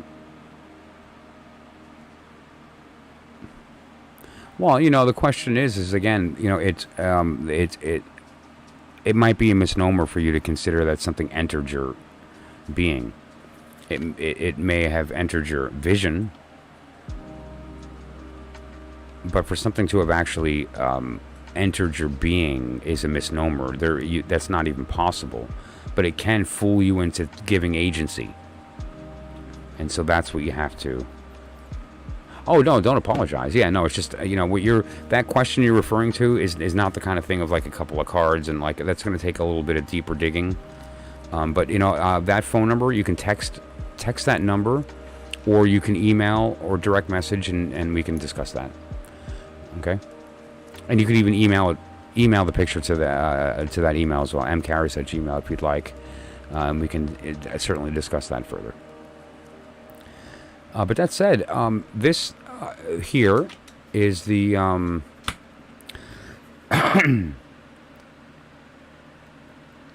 the surreal. You're quite welcome. The Surrealist Tarot. Luigi Di Giamarino is the artist. Massimiliano Filodoro is the writer. He's the author of the book. What this artist has done is taken pieces of artwork from the Surrealist movement, various artists, and combined the art when appropriate to create this. I don't even know what to call it. And again, I want to preclude here. I've been reading tarot for close to 4 decades and have seen and used so many tarot decks in my life that I've forgotten more than I know currently. And I've never seen anything like this. It's really something. So now I've already shuffled them, and I've used these for kind of like spiritual work personally. I have not read these for anybody, with the exception of the one card I just pulled for Yanis. And so they're not in order. And you'll notice that the artwork is not very indicative of your standard tarot. And you'll see what I mean by that in just a moment. So on the top corner here, the top left is that way, is the equivalent of the Rider-Waite system, so that we can make comparisons as we go through these cards, because it's that different, okay? And so first, let's see what we get. The Six of Wands. So let me just pop it out real quick so we can compare.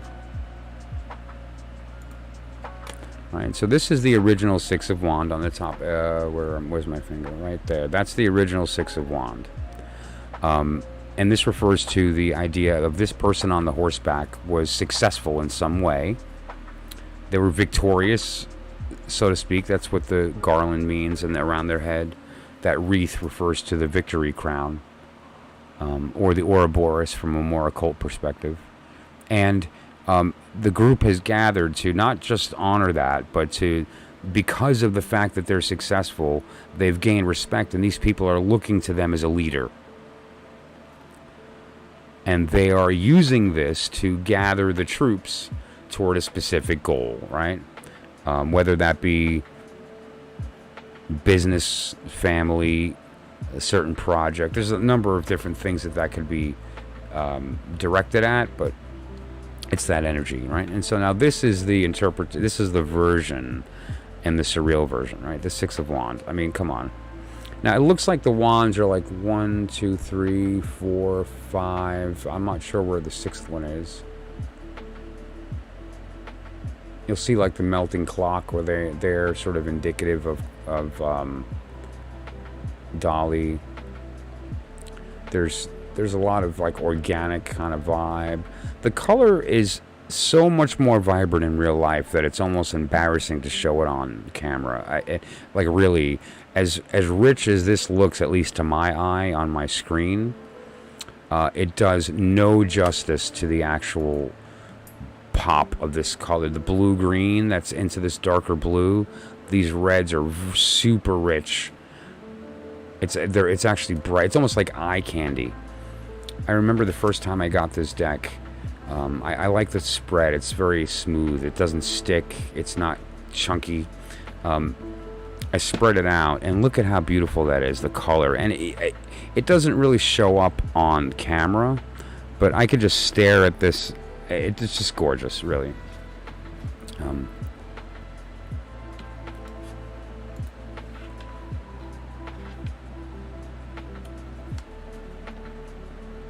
My God, look at that. 7 of Cups.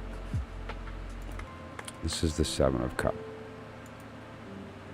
The Seven of Cups is the card of illusion, of each one of those cups is like a false ideal. Waiting for the smoke to clear. But now you've got this interpretation.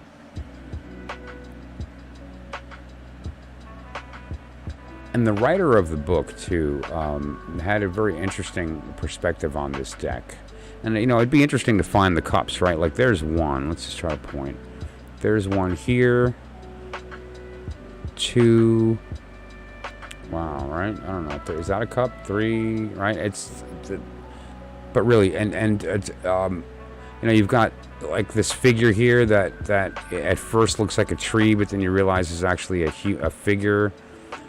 You know, there's all sorts of. You can spend hours on one card, and there's 78 of them. I mean, really, they're just gorgeous. What a deck. You know, and you have to consider too. You know, we have this vocabulary of the system of tarot or the system of astrology, which is a great way to interpret the tarot for newcomers. We have the Kabbalistic Tree of Life system, right, which includes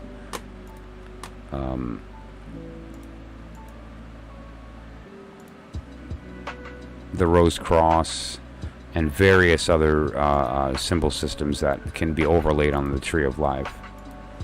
Right? There's a lot of different information that's available through these systems.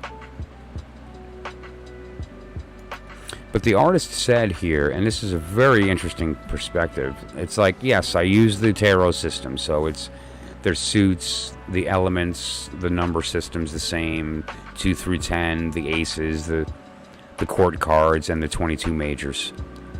So that's there. The structural foundation is there. However, the symbols are not, right? It's not the Golden Dawn system. It's not the alchemical system. It's not the Marseille. It's its own thing. So don't try to read it like a Marseille. Don't try to read it like Thoth. Don't try to read it like Golden Dawn, like the Rider-Waite or whatever. Read it for what it is. And so it does take a little bit of contemplation, and I've been sort of studying the deck for that reason. But I still find it very difficult to read. Yoginder, hello. Thank you for popping in. Let's take a look. November 13th.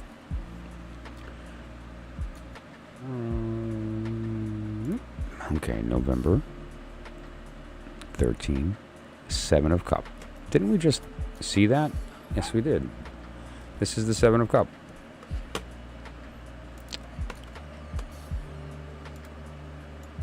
Give me a moment. Yoginder.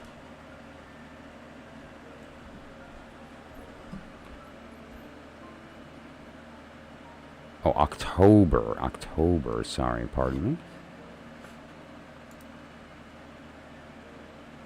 October 13th. 4 of Sword. Sorry about that. Thank you for correcting me. That would have been unfortunate.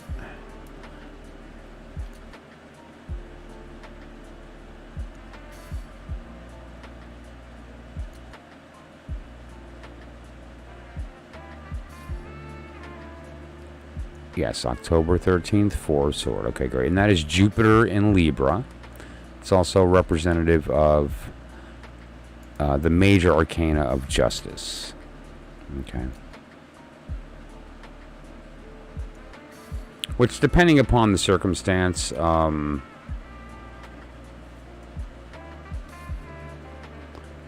is either numbered 8 or 11. In this particular circumstance, you know, again, and there's a strange reason why that is, which I won't get into, but it has to do with basically the blinds that were thrown into certain information for secret purposes, and it got published with the wrong information. Anyway, and it was corrected later and so on. But that said, though,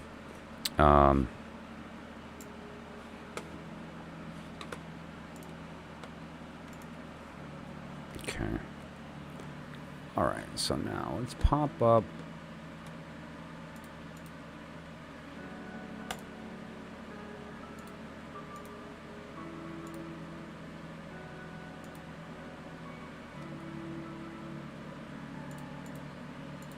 Four of Sword.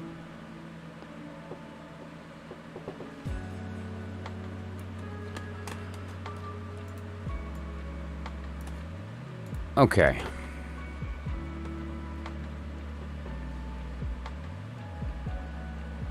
Very good.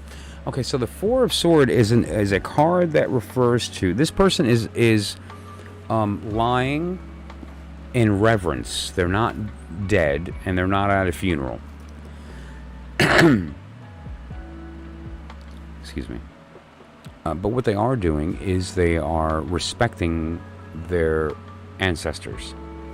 And, you know, part of the symbolism here is the idea that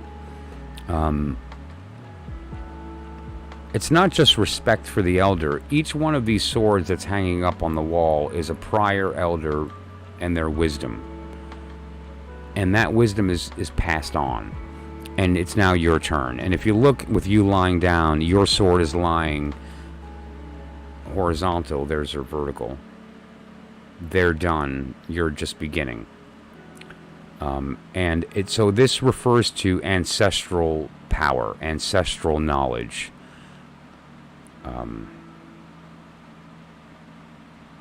And also respecting that. Now, on the flip side, this can also refer to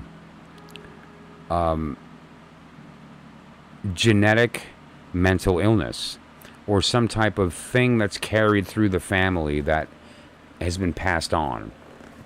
And why I say mental illness is that this is the sword, which is the element of mind, of thought.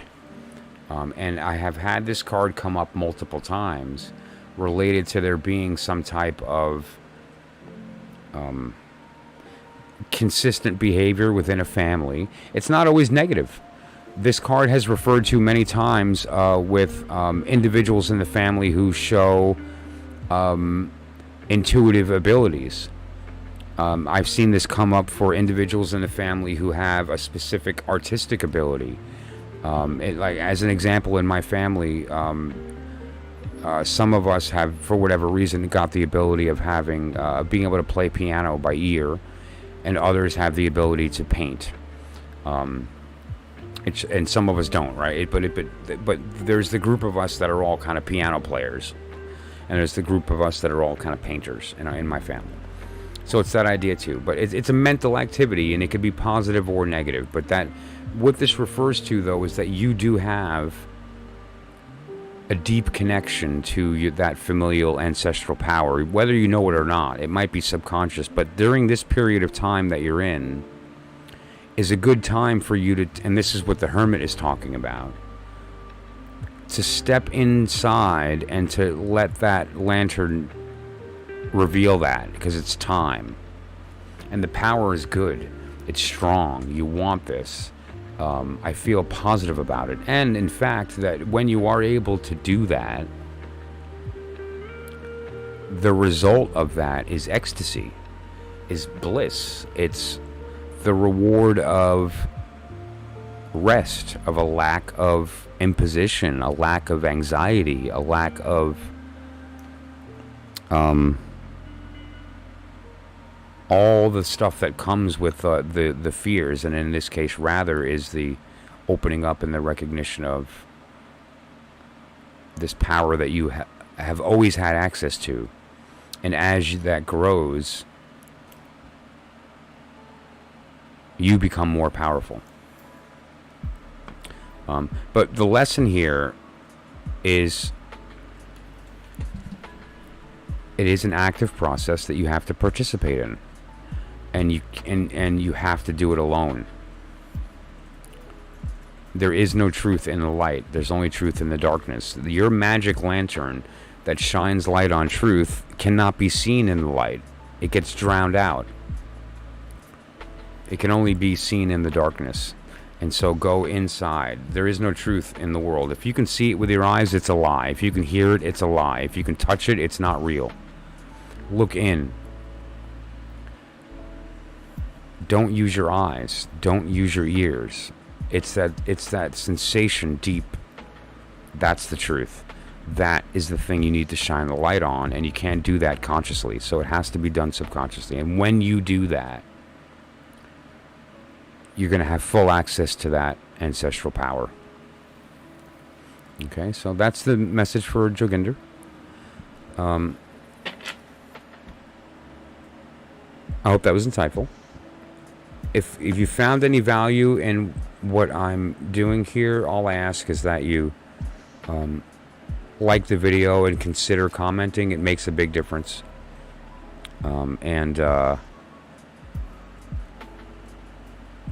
As I try to grow the channel, it matters more because it's the algorithm pays a lot of attention to comments.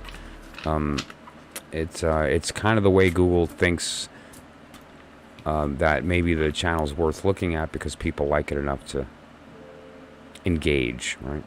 So that said, here's one of the aces, and now consider the elementally. The ace is, and let me pop this up so we have the comparison here.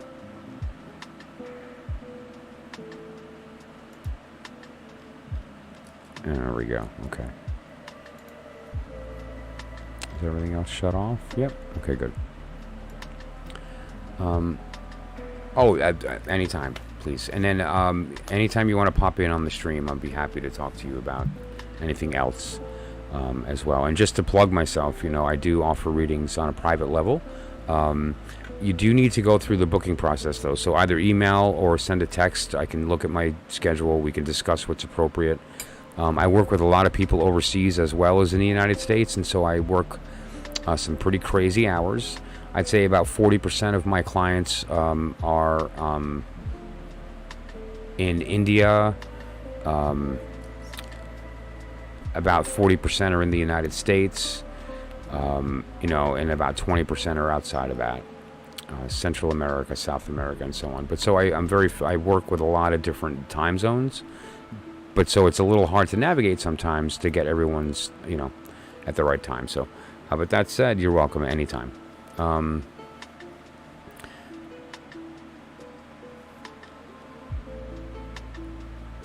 And I do have a promotion running right now, where any donation of $10 or more for any reason, whether it's a reading or any other reason, if you're within the United States or Canada, gets a free incense kit. And basically what that is a incense and a holder in various smells. I personally am a fan of Nagshampa. I've always been a fan of Nagshampa. Sometimes I use some other scents, usually Satya, right? But anyway, that said, this is the Ace of Sword here, right? And the Ace of Sword usually refers to the element coming out of the ether, right? Like it's being given to you from above. Now, in this case, don't forget, sword is air. Mind instead of body or soul or heart. It's mental activity, thought, mind, science, mathematics, music from the respective theory. And now here we have the Surrealist Ace of Sword. That is just like, what are we even looking at? And now if you squint, there's a lot of very interesting shapes in this artwork. There's some shapes on the bottom here that are very sort of Dali-esque. There's some shapes here that are like this organic kind of vibe. But again, I've been reading tarot close to 40 years, and I can't grasp it. There's so much going on that I don't think it's a very good tool for specific divinatory type readings. It's more pull a single card and look at that almost from like the perspective of an oracle.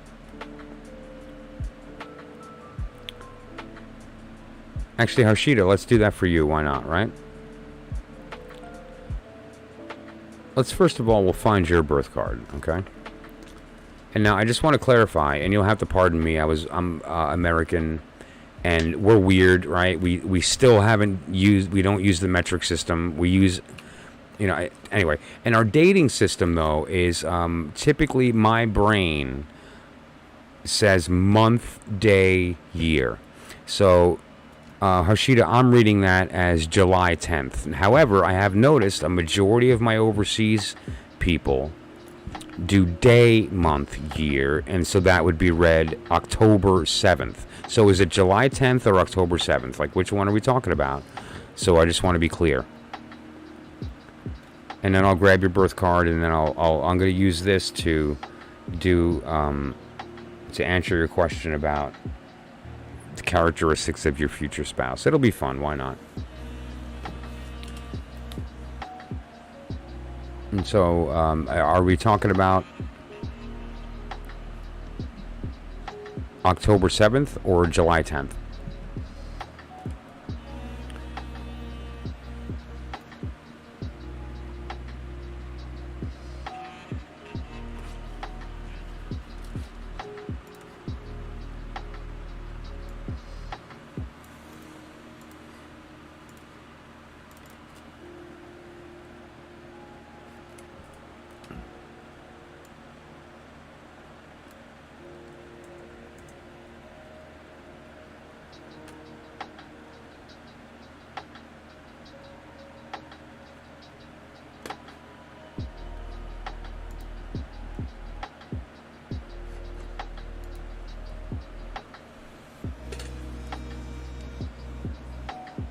What we'll do in the meantime then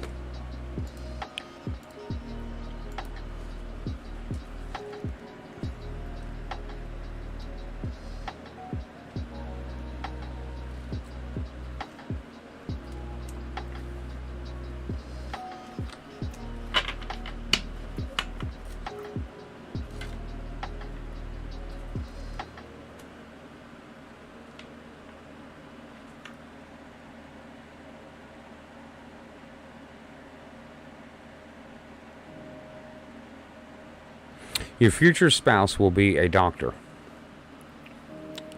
surgeon, super smart,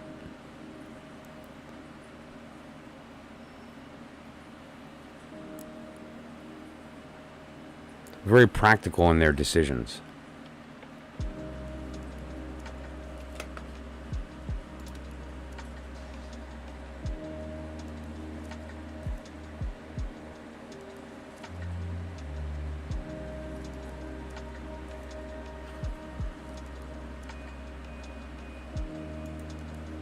Outwardly, initially, there's almost like a coldness, like they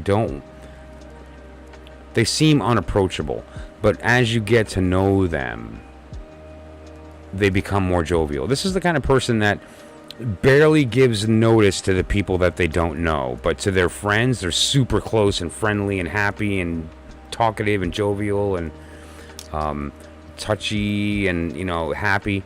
But to people they don't know, they're very standoffish. They're very unapproachable. They almost seem unfriendly. But to those they love, the total opposite. And that's not a bad quality. And they need to have that solid kind of vibe for their work. And so what I would say then is, somebody in the medical field that is very intelligent, to the level of like a surgeon.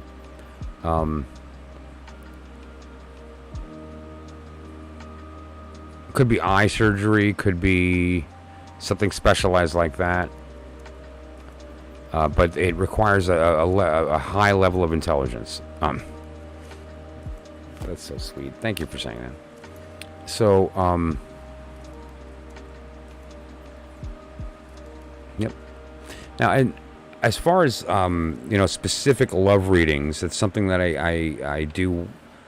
I have a very specific spread that I've developed over decades of reading cards that is specifically designed for connections, for love readings.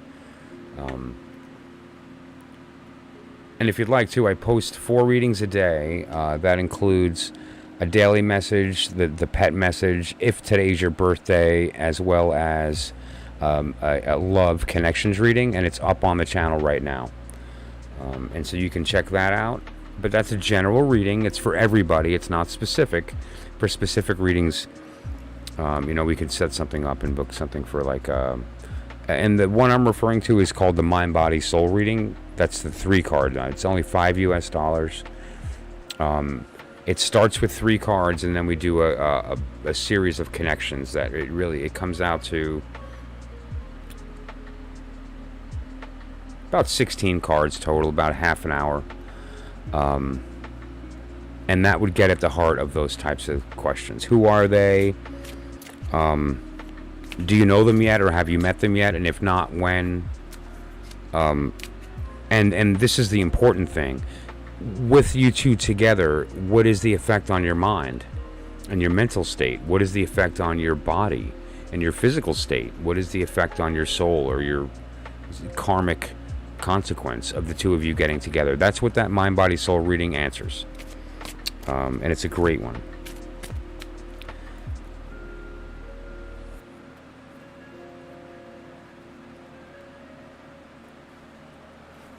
Because oftentimes it's an important question. Because you ask an important question, when will we meet, right? When will we meet might be you've already met.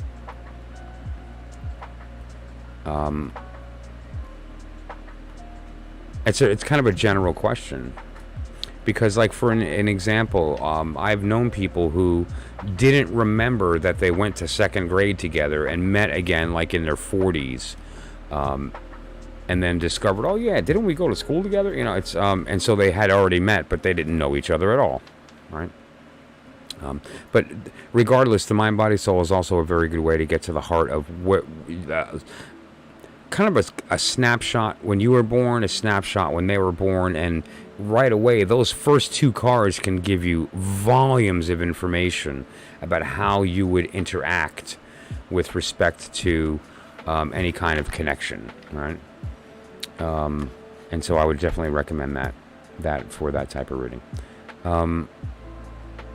That said,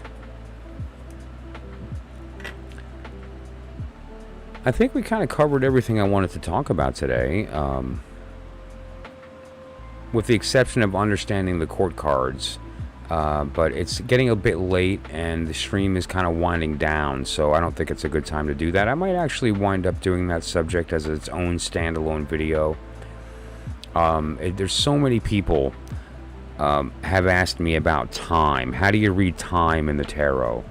And it's by understanding the court cards is the secret to unlocking how to do that.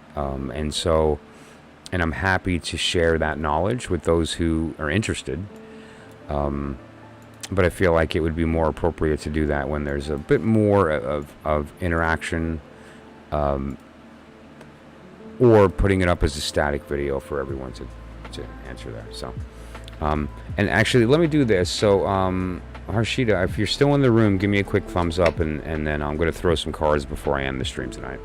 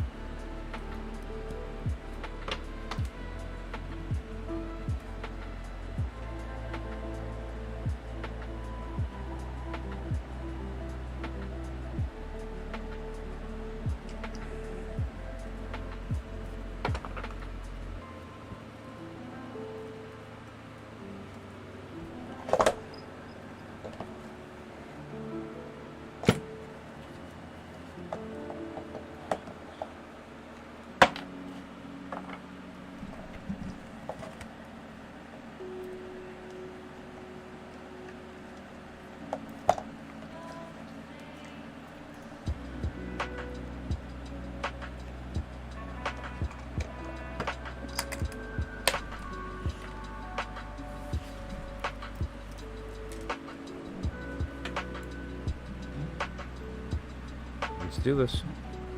So, your question, which is a great question, is when. And so, how do we read time with the tarot? Well, we use the Deacons. We use the court cards. We use the aces. We use various means. So, what we're going to do here is first mix up, and then I'm going to draw a card, and then that's going to be our answer here. And there's 4 levels of time in the tarot. The first and the highest level is the suit, the ace. Okay, now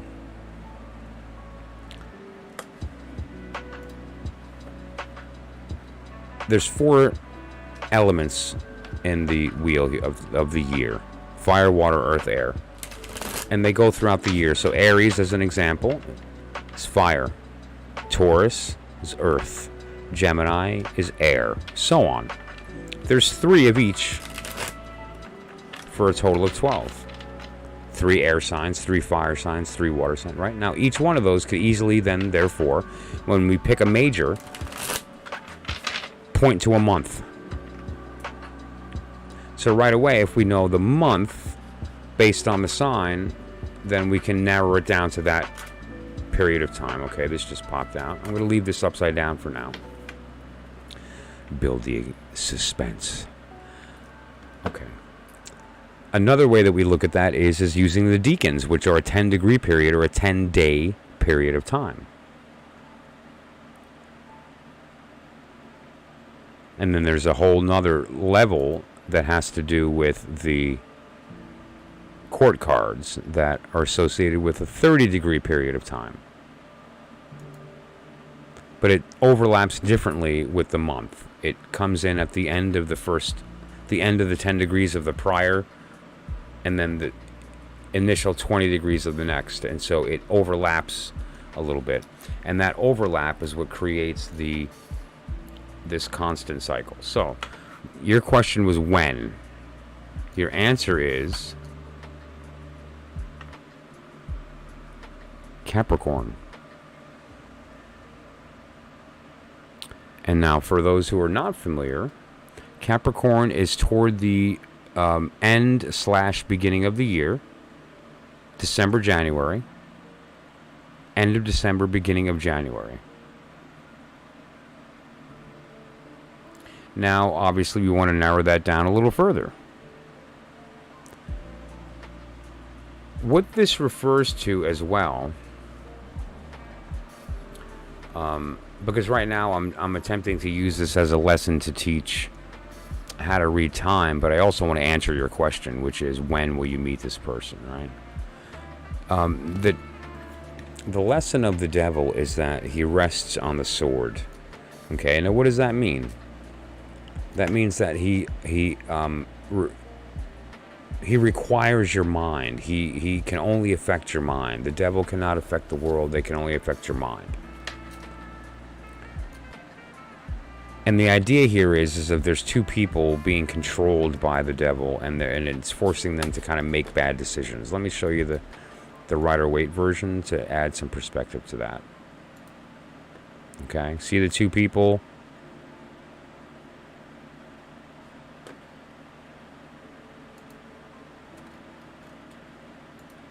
Okay. You already know this person. And in fact, not only do you already know them, but your initial sensation about them might not have necessarily been the best. Or another way of putting that is that when you met them, you didn't think that there was a possibility for that type of connection. They weren't on your radar, you weren't on theirs, or there was something preventing you from thinking that this might be a viable solution or a viable source of love.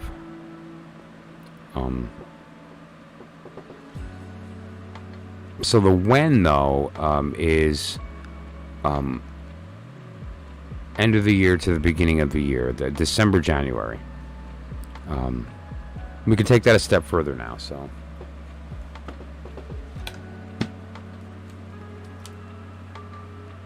now the Chariot we have is Cancer, right? So we're going to go to the wheel here.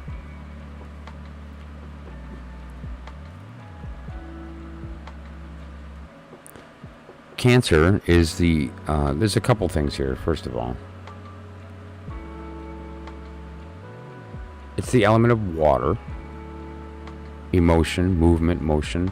But very interesting here as well, it's a slightly different symbolism. But try to follow me here. In this particular circumstance, the devil is the driver and they are the willpower, those two. Now in this case, it's the opposite. You're the driver and you have to enroll these animals. Otherwise, this chariot is going nowhere. All right, so there's this level of having to convince. There's a level of having to enroll this other person so that the two of you together can make the chariot move. But right now the chariot is not moving. That has not taken place yet. So what this means is you do know this person. You do know them. But you don't know them. And the relationship isn't on the radar. Like you need to, they may, whether they don't know how you feel or you haven't expressed that, or they're not in a position of recognizing that, but for whatever reason, that's the case. And now I do have to wrap the stream up now, unfortunately, but if you'd like, I am more than happy to look into this further. And then we can, kind of delve into that on a more granular level, like a more specific type of reading. Okay? And so I really appreciate it. Thank you for participating. Arpita, hello. Yes, I'm about to end the stream, like literally within a minute or two. So let's do this then. If you quickly put out a question, I'll throw a couple of cards before the stream ends, but I really have to get going, so make that fast, and I'll be happy to do that. Otherwise, we can catch up tomorrow, maybe.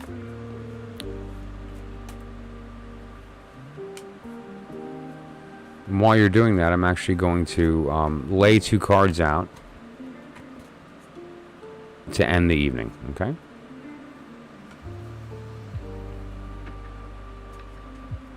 Go right ahead.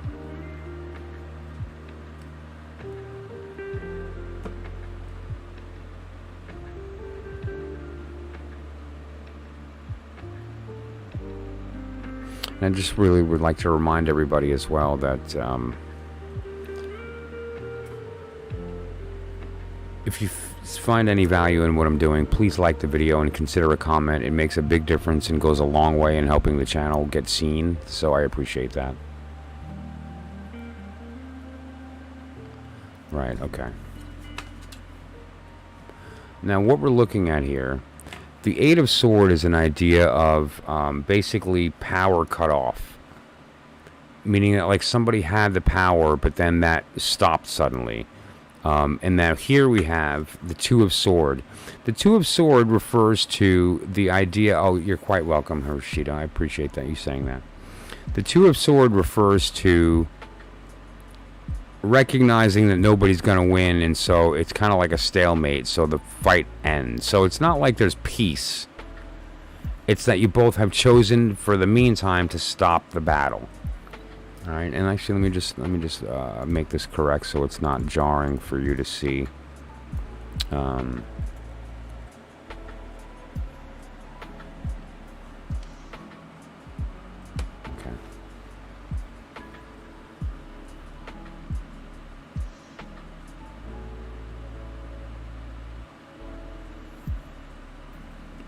There's also a lesson here. I think it might be prudent to pop out the Rider-Waite to show you, so that this will make more sense. This person is bound up, tied up, and sort of like caged inside of these swords here, right? Wrong. It looks like that, and it's intentionally designed to look like that. If you do notice, she actually has a wide open path in front of her. She's still able to move. This isn't on too tight. She can almost even see through the bottom of the blindfold. She's not truly blindfolded. And there's this idea that the bounding can actually come off pretty easily. And there's a sense here of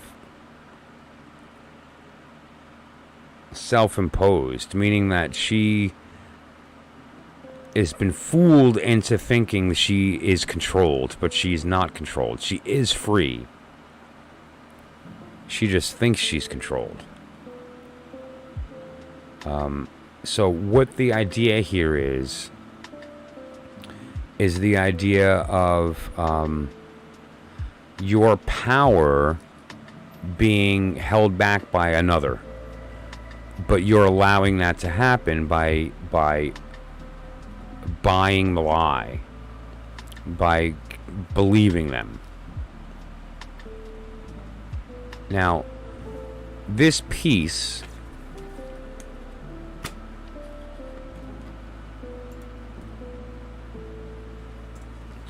which is the Two of Swords here. With this, here's what this refers to. This is the best way to put this card is this.